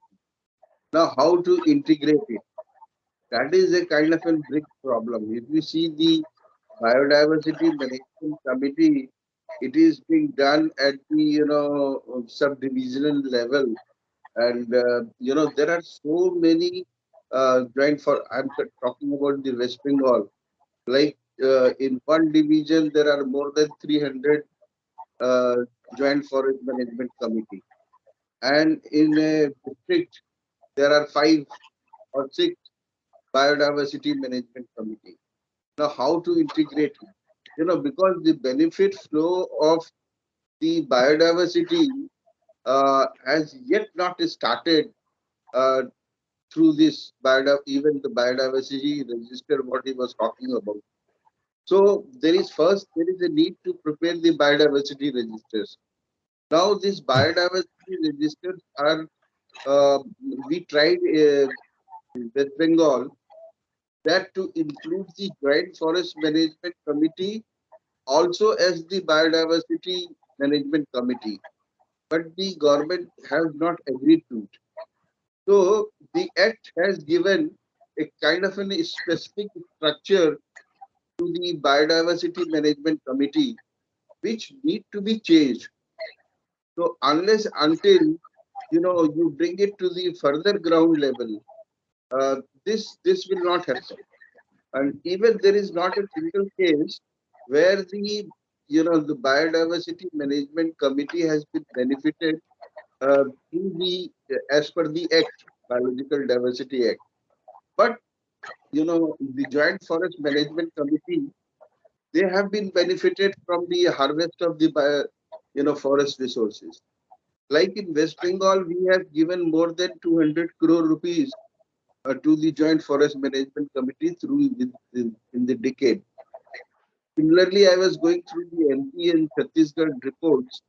So there are more, the harvest which has been the revenue which has been shared with the Joint Forest Management Committee, which is not happening in the Biodiversity Management Committee. So these two committees are different committees. Now, what is needed is to integrate it. And structurally, the Biological Diversity Act don't allow, to have two smaller committees. So it is, there is a kind of a discussion which is going on, how to integrate it and how to bring the changes so that the Joint Forest Management Committee, they become the part of the Biological Diversity Management Committee of that district. So there is a big problem in that. Yeah, बिल्कुल right sir. But in the Chhattisgarh sir, biodiversity department, forest department, actually public biodiversity register is a regulation actually, and they are making it under the Biodiversity Act, and then there is a provision of the benefits of each public biodiversity registered community Sir, level. I understand, but can you tell me the example that how many biodiversity management committee they have received the real benefits, whether there is sharing of the revenue? No, Is no there way. any example? Is there any example? Nowhere, sir, at present. See, But I think That is what I'm trying to say. The forest department is, sharing the revenue from the forest resources harvesting. That is happening in Chhattisgarh, Rajasthan, in Madhya Pradesh, in West Bengal, in more or less now in the whole of the country, in a particular manner by the state government, orders. But it is not happening with the biodiversity management committee. sir, So, as you इसमें said, sorry to as you said, interrupt. policy interventions होने चाहिए sir. Pardon? इसमें अब policy interventions की आवश्यकता है इसमें. नहीं, इसमें प्रॉब्लम क्या हो रहा है कि आप अगर एक्ट के हिसाब से जाएंगे तो एक्ट में जो लिखा हुआ है वो बायोडाइवर्सिटी जो मैनेजमेंट कमिटी है as per the act of the biological diversity act, उसका एक स्ट्रक्चर है. उसमें स्ट्रक्चर में उन्होंने सब डिविजनल लेवल पे कमिटी बनाई है. उसमें So एसडीओ sorry to रहेगा. interrupt. Vinod sir and Pandey sir, we can have a one-on-one conversation with this in this regard. Our next speaker is still remaining, our last speaker. Can we do Thank you. that? Thank you. Yes. Go ahead, please. Thank you, Go ahead. sir. Thank you, sir.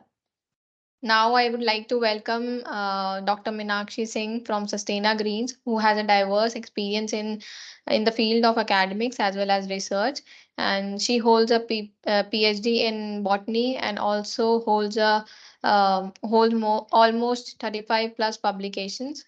I would request her to take over from now. Thank you, Pritika. Am I audible? Yes, ma'am, you are clearly audible. Okay. So good afternoon, everyone.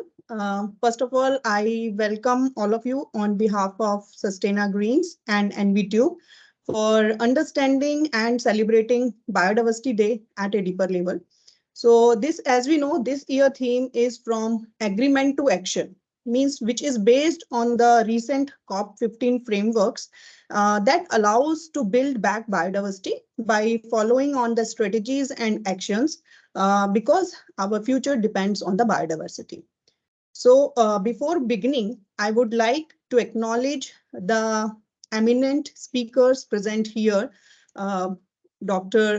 Vinod Kumar Yadav sir, Professor Neelam Atri ma'am from BHU, Mr. Sandeep Aggarwal sir from industry, and we have a great discussion with Dr. R.K. Pandey sir, my previous employers and the mentors who have guided me throughout this journey. So before proceeding towards our session, I will try to keep it short and simple, though we exceeded our time limit.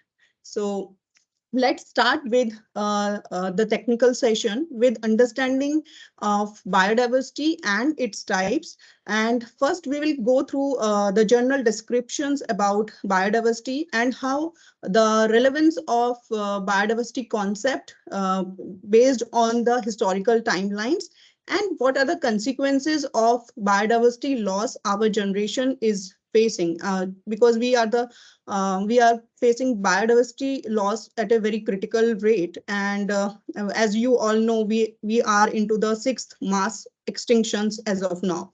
So later on, we will come into why is biodiversity important in sustainable development. We will take few case studies which are based on the IUCN reports. One will be the international case study and another will be the national case study. And at the later stage, we will take the key takeaways and the volunteer opportunities which are present in the relevant organizations. So to begin with, what you understand by biodiversity? So the first thought comes into our mind if we will bifurcate it. Bio plus diversity means bio means the biological entities present throughout the world, and diversity means the genetic variations or the species variation or the larger scale landscape variations which we see. So as you can see in this picture, biodiversity is one of the Earth's most important resource, where we are totally dependent for raw materials like food, fuel, and fiber. And biodiversity forms a web of life, which is an integral part of our life, and we are fully dependent on biodiversity since civilizations. While many of us are well aware about biodiversity and appreciate its value, however, many of us are not aware about the vast differences or variations in species, genes, and ecosystem level actually supports our life with what we called as ecosystem services. As mentioned earlier in detail by Dr. R.K. Pandey sir about the diverse ecosystem services that are very crucial for managing and protecting the fundamental functioning of ecosystem based on provisioning, regulating, supporting, and cultural services. As you can see in this picture, that if a region has a diversified habitat and species richness, it will create a positive balance on the restoration activity. It will protect it from the environmental catastrophes and help us in human well-being. So here you can see the main functioning of ecosystem services and how come the biodiversity is related to integral part of these ecosystem services. So coming towards the historical timelines. So the term is my screen is visible? Yes, ma'am, it's visible. If you can do, Like, yeah, okay. that's fine now. Okay. So if I will move towards how the term biodiversity was coined, it was coined by Walter G. Rosen in 1986, who was an eminent sociologist and working in National Academy of Sciences. He used this term as an umbrella term to referring to all living organisms within the world. Later on in 1992 at Rio Earth Summit, 3 UN United Nations conventions were formed. First one on Convention on Biodiversity, second one on Convention to combat the desertification, and third one UN Convention on the Climate Change that were accepted by the Conference of Parties, that means the nations. At that time, 193 nations were the part of this Conference of Parties. So followed by the declaration of International Biodiversity Day on 22nd May 1992. So to remember this day as a date of adoption of Convention of Biodiversity Treaty. Later on, India signed the treaty in 1994, committing towards its objective. And afterwards, United Nations of Environment and Protection launched Millennium Ecosystem Services assessments in 2000 with an aim of appraising the impact that ecosystem change affects human well-being, and better conservation actions should be used for the sustainable management of resources.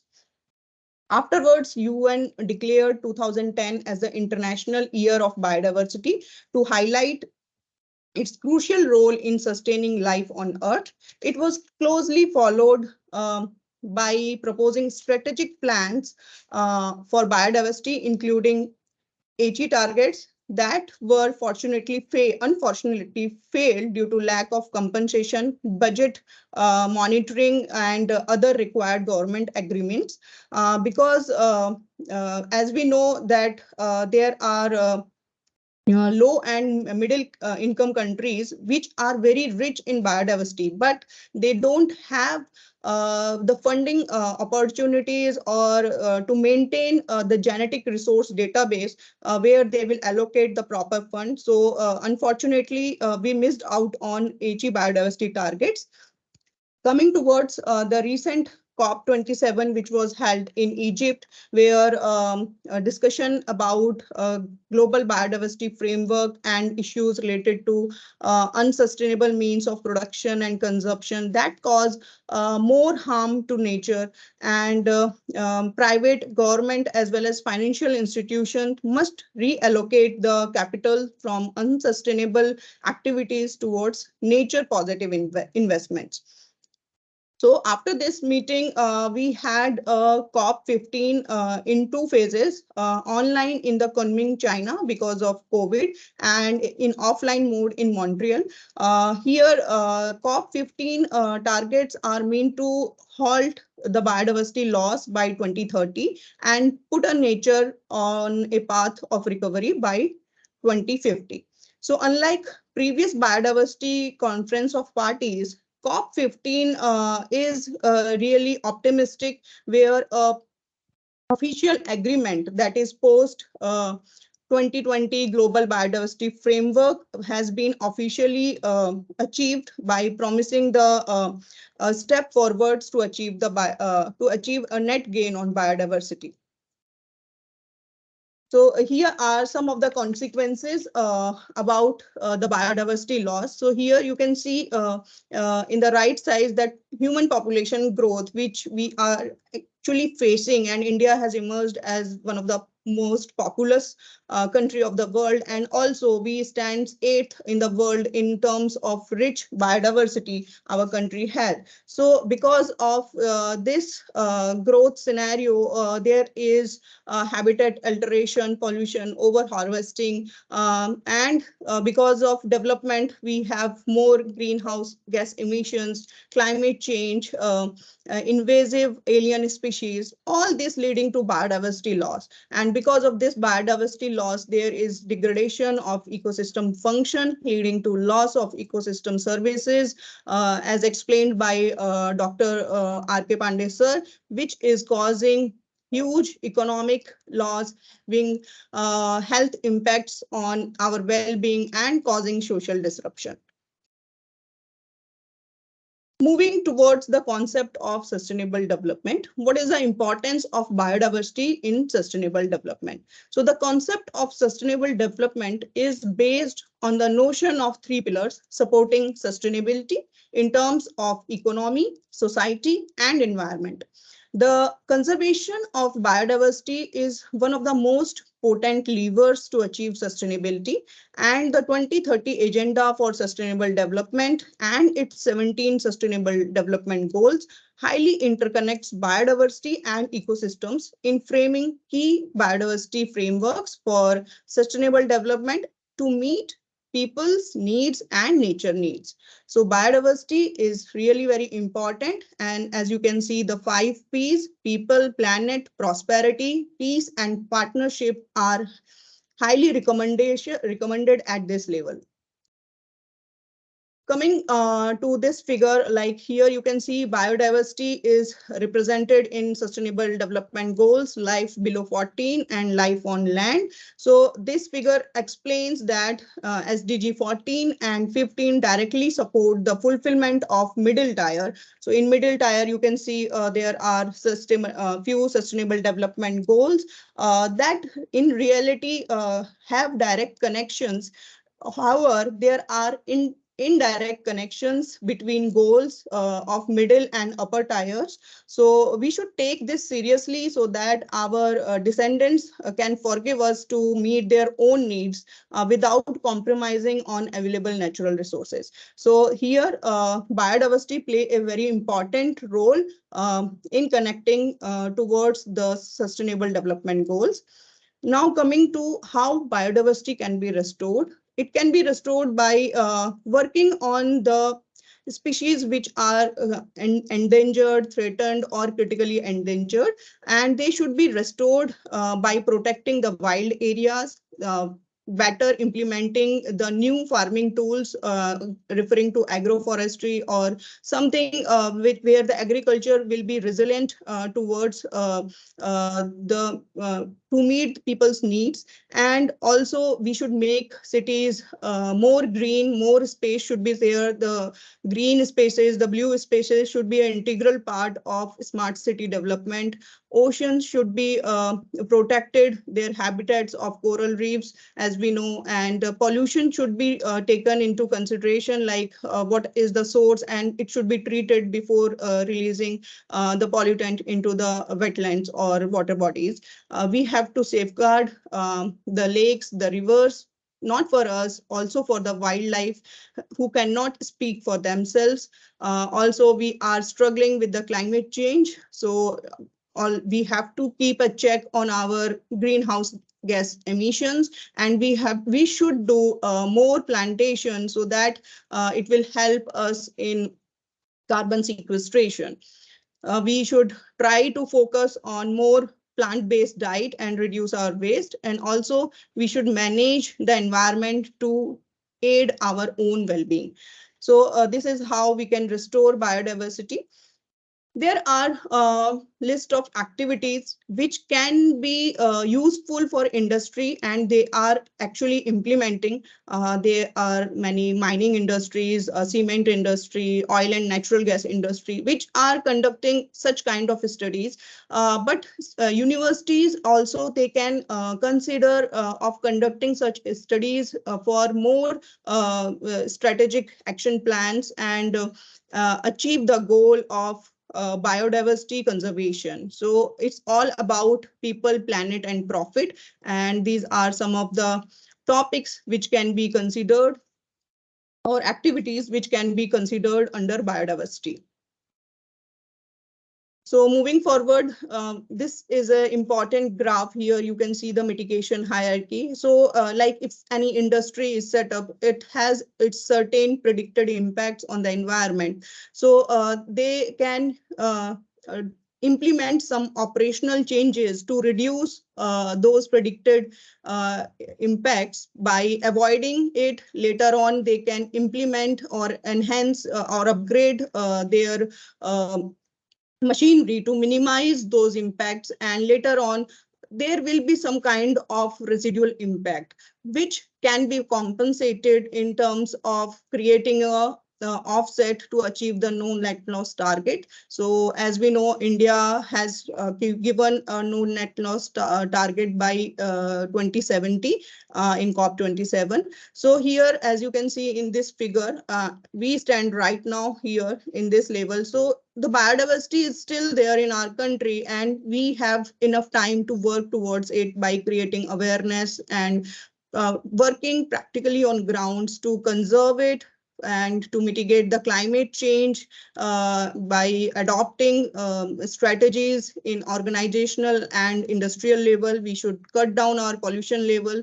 We should move towards sustainable production. We should take care of acquiring raw materials through local agencies or local output, and then we should also reduce our consumption. That should be sustainable.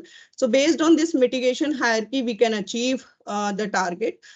So this is a journal description, like if we will consider the life cycle of an extraction site in case of any mining or any cement industry. So before planning a plant site to get activated, we should develop a biodiversity policy and its targets. And initial scoping should be done to identify the biodiversity risk associated with the execution of the project.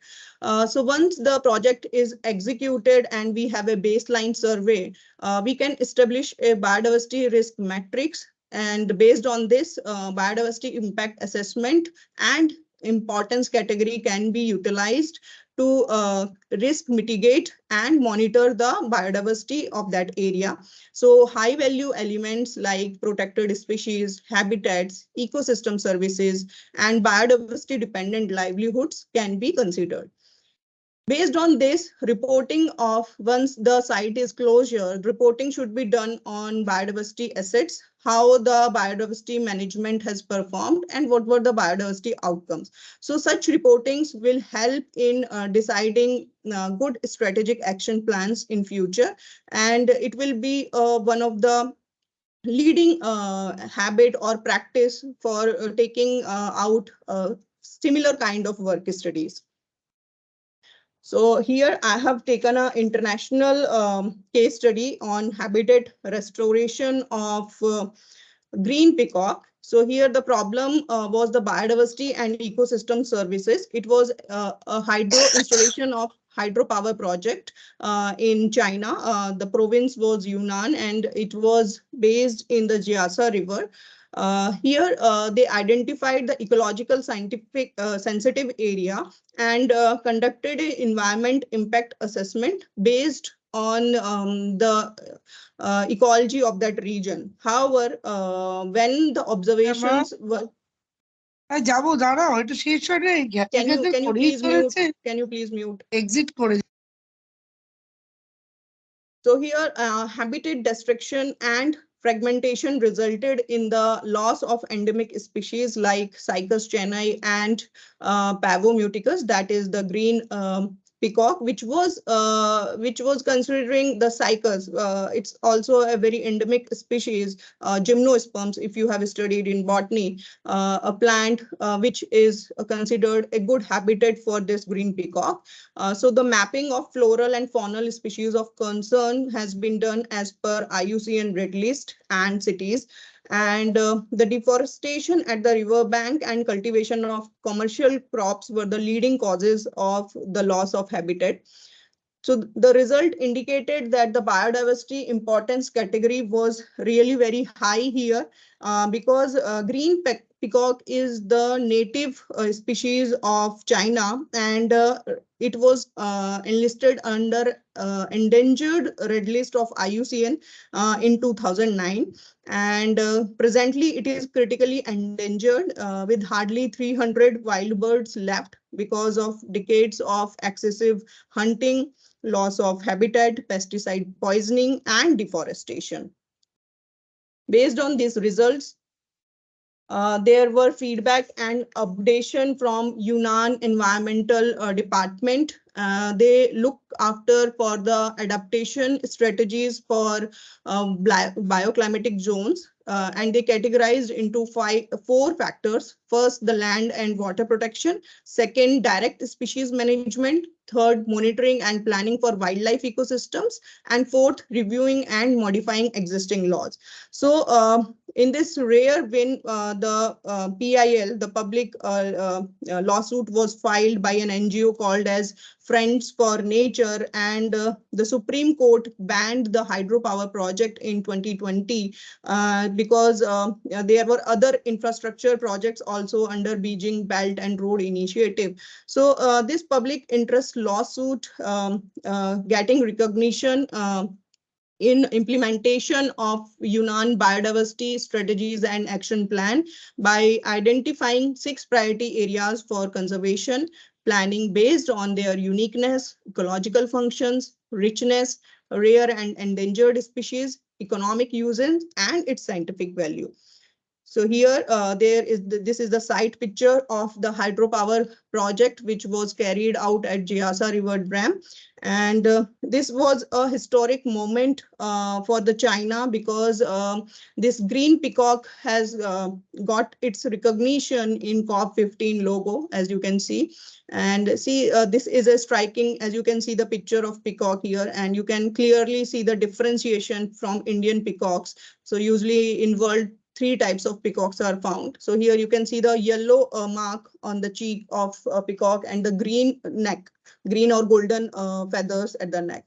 So this project has been widely appreciated as a win for environmentalists, that they were able to save a species from extinction. Coming to another case study on the valuation of forest ecosystem and biodiversity in the Western Ghats by Ministry of Environment, Forest and Climate Change and International German Biodiversity Program by GAIL. They provided the funding for this project. And here's a link mentioned. You can go through it. So here, as we know, Western Ghats is a UNESCO World Heritage Site, and it is mangroves are the part of hotspot of biological diversity. So this region comprising of 6 states ranging from Gujarat, Goa, Karnataka, Maharashtra, Kerala, and Tamil Nadu.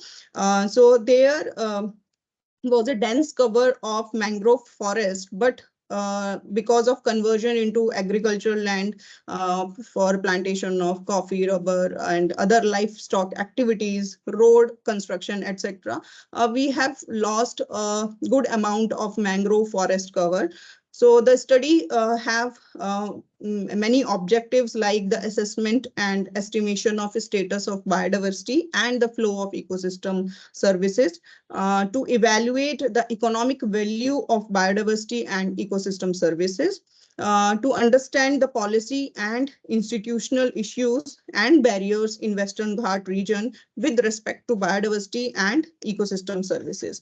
So there were implementations by making the budget and funding the role and responsibilities of joint forest management, the building of partnership between consultants, NGOs, talk to stakeholders and engage beneficiaries. And it has implemented in terms of restoration of hydrology, natural regeneration, remote sensing studies, nursery development and plantation. Post implementation, because this was completed in 2016, so the project protection has to be restored and it should be maintained and monitored at regular intervals, and the knowledge sharing should be done yearly, and assessment of annual report should be done. So here you can see the various ecosystem services provided by mangrove forest. The center picture, you can see the fishing cats. They are the predators which are found or very limited to the mangrove wetlands. Their conservation is very much needed, and they fall under Wildlife Protection Act. Also, we should carry out the plantation activities of mangroves as in large number if possible, because this will help us, the small farmers or the local communities who are dependent on its integrated fishing farming systems. So they will get the benefit from the genetic resources of mangroves. So coming towards the strategies and implementation plans for biodiversity. This slide is very much important because, as we know from business domain, Mr. Sandeep Aggarwal sir has joined us. He has given his insights on oil and natural gas sector, and he discussed very keenly on the COP27 agreements and the United Nations Climate Change Federation guidelines, and how was the India's stand on net zero concept by 2070. So as you can see in industry purview, many services like carbon sequestration studies, urban biodiversity, healthier work environment, educational and awareness activities, plantation activities, removal of invasive alien species in the industries can play an important role.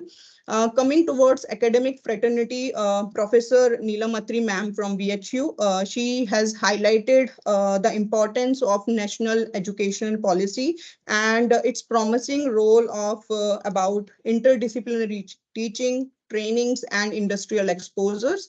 So here we can promote nature-based solutions through carrying out practical learnings at the university level and carrying out collaboration in terms of volunteership or internship.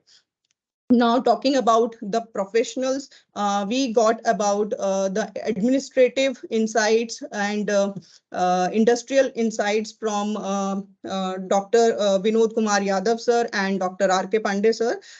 They highlighted why the conservation of biodiversity is a need of our, and we should focus on more research and analyzation of biological questions related to studying policies and legal perspective as well. So this will altogether will help in overviewing the upcoming areas and updation about biodiversity for the relevant stakeholders. Moving forward, this is an important slide for especially the students and other industry professionals, where they can join hands for the opportunities lying under consultation, because we know that 50% of global GDP depends on the natural resources. We discussed about the sustainable development goals, and biodiversity is an integral part of business, and disclosure about action on the nature of transition is the most important thing we can do as of now.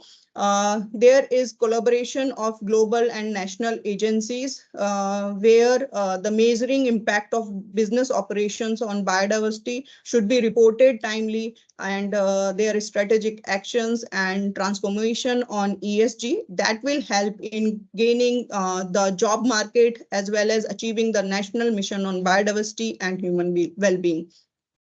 Coming towards the stakeholders, representatives from industry, government, banks, universities, they can help in capitalizing cross-sectoral cooperation and trying out the economic importance of biodiversity by working on the threats and working on the threats to reduce the biodiversity loss, and they can help in redirecting the financial flows between the systems.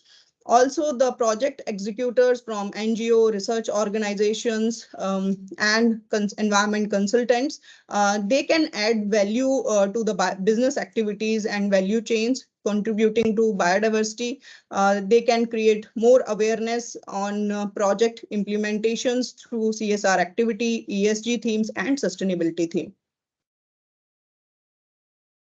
So this slide is very much important for the students who are looking for the internship or volunteer opportunities. So these are the related organizations working on biodiversity, Convention on Biodiversity, and UNEP, United Nations, UNCC, UNCD, like IPBS, World of Flora and Fauna, cities, and Ministry of Environment, Forest, and Climate Change. So they can take a screenshot of this image and just visit their website, and you will see that number of opportunities are there to gain the skills in the biodiversity field.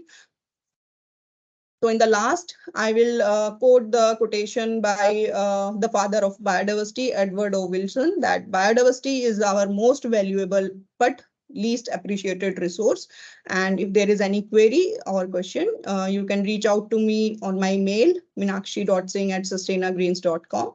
Thank you. Thank you so much, ma'am, for sharing your experiences. We really look forward to future opportunities and to learn from you and to get and collaborate again together. Sorry, I got Now, little fast because of time constraint. And now before moving to vote of thanks, I would like to thank Professor Hitesh Solanki sir from Gujarat University for, and also there are many people from Banaras Hindu University and University of Rajasthan and many other collaborators who have made this event successful. Thank you, Pritika. thank you, ma'am. I think we have some questions. You can take some. Mr. Thompson, you can switch on your camera and please speak. Can I speak something? Yes, ma'am, sure. Thank you, Meenakshi ma'am. It was wonderful presentation, although all the presentations were very, very good. And we have got many more concept about the biodiversity and how to proceed on it. Because in academia, once we start research, we just focus on our portion. We don't have a holistic view, but this is very good. Students can be benefited and they are going to benefited by this seminar. I just want to say two words that in near future, I'm also going to organize a conference, international conference. So these students can be benefited there. I will make it available to all the participants. And next, I want to share to you that if students, they want to go for internships and projects, these two groups can get together and really make a good project where we are not only working for science, we can work for society too. Because biodiversity is not basically a science, it's a societal responsibility. So I feel that everyone can give their role, can make their role in developing a biodiversity for better future. Thank you so much. Thank you, Amarji. It was very nice to be here. And if my last slide was not shown, where I have given my details, and if anybody wants, Pritika can show that slide. Any question from any of the student or any information they want, they can contact me on my mail. Thank you so much.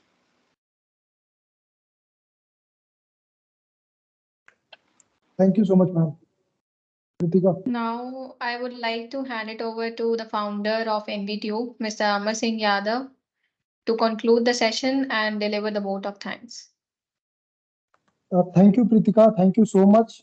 Ladies and gentlemen, we have to come to the end of this informative and engaging webinar. We hope that you found that session valuable, and valuable speakers have provided you valuable insights and practical knowledge. We would like to express our sincere uh, gratitude and appreciation towards all the speakers and participants who have contributed to its success.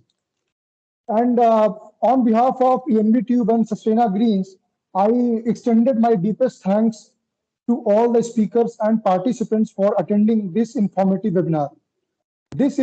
I special thanks to our organizing committee members, volunteers, and support staff who has worked day and night for smooth execution of this webinar. As we conclude, it's carry the knowledge gained today and applying its our work and continuing to foster growth and innovations. Thank you so much.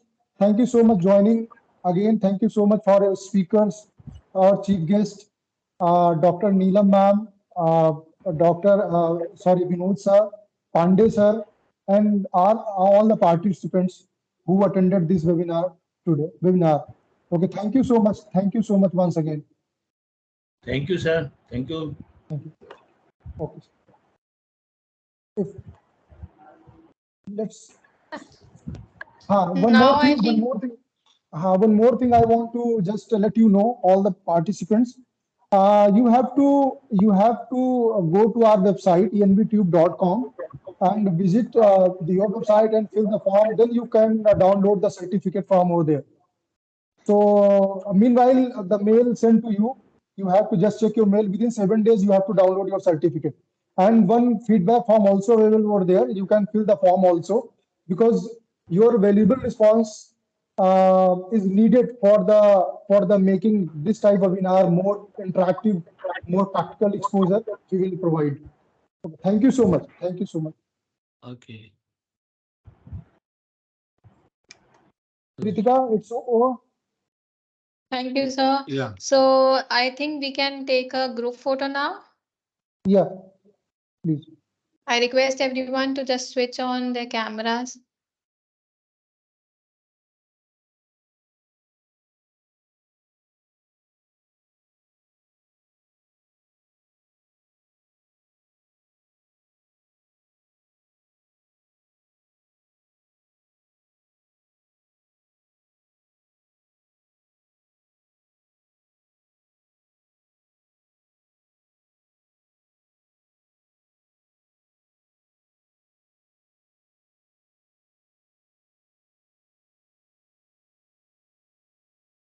Done.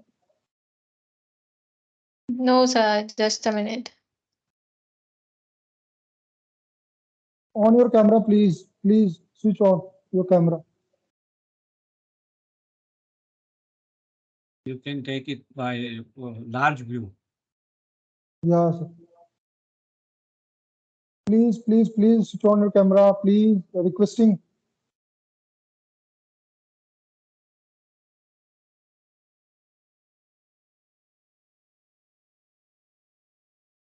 It's done now. Thank you, everyone. Thank you, everyone, for Thank being you so here. much. Thank you so much. Thank you so much for joining. Thank you so much.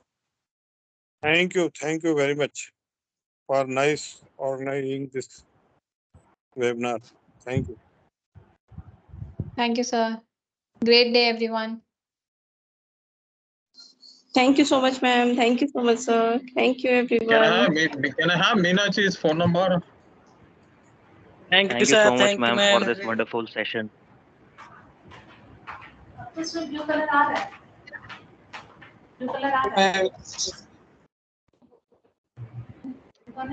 sir. Thank you. Thank you. Thank you, everyone. Thank you, ma'am. Thank you. क्या पता कौन है ये अमर Yadav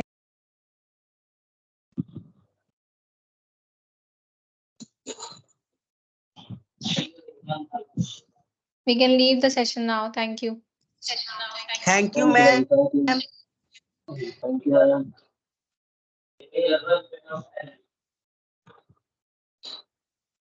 Thank you. Thank you, sir.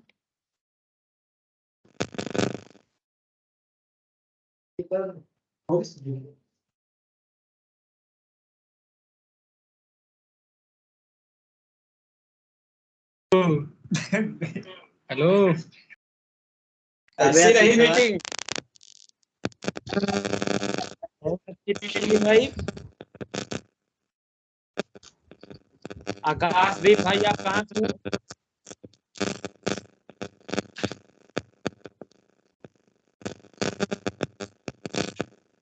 कैसे बढ़िया आपसे भाई क्या देख रहे हैं? क्लास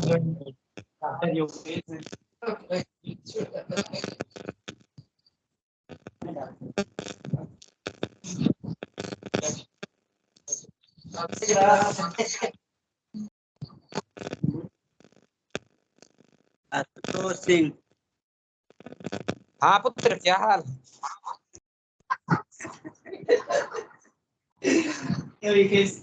निकाल दे हम लोगों की ऑनलाइन मीटिंग।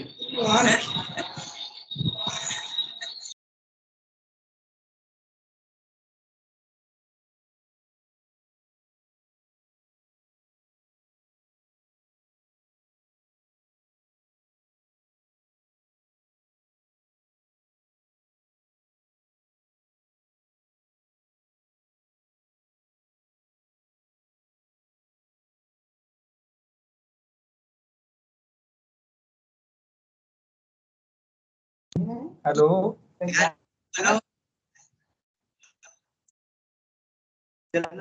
जी आशीष बताइए। Hello professor Ashish sir.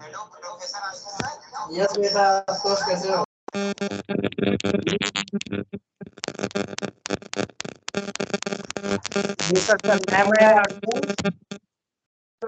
On your front cameras, I requested to please. Very thank you sir. कैसे हैं आप? Fine.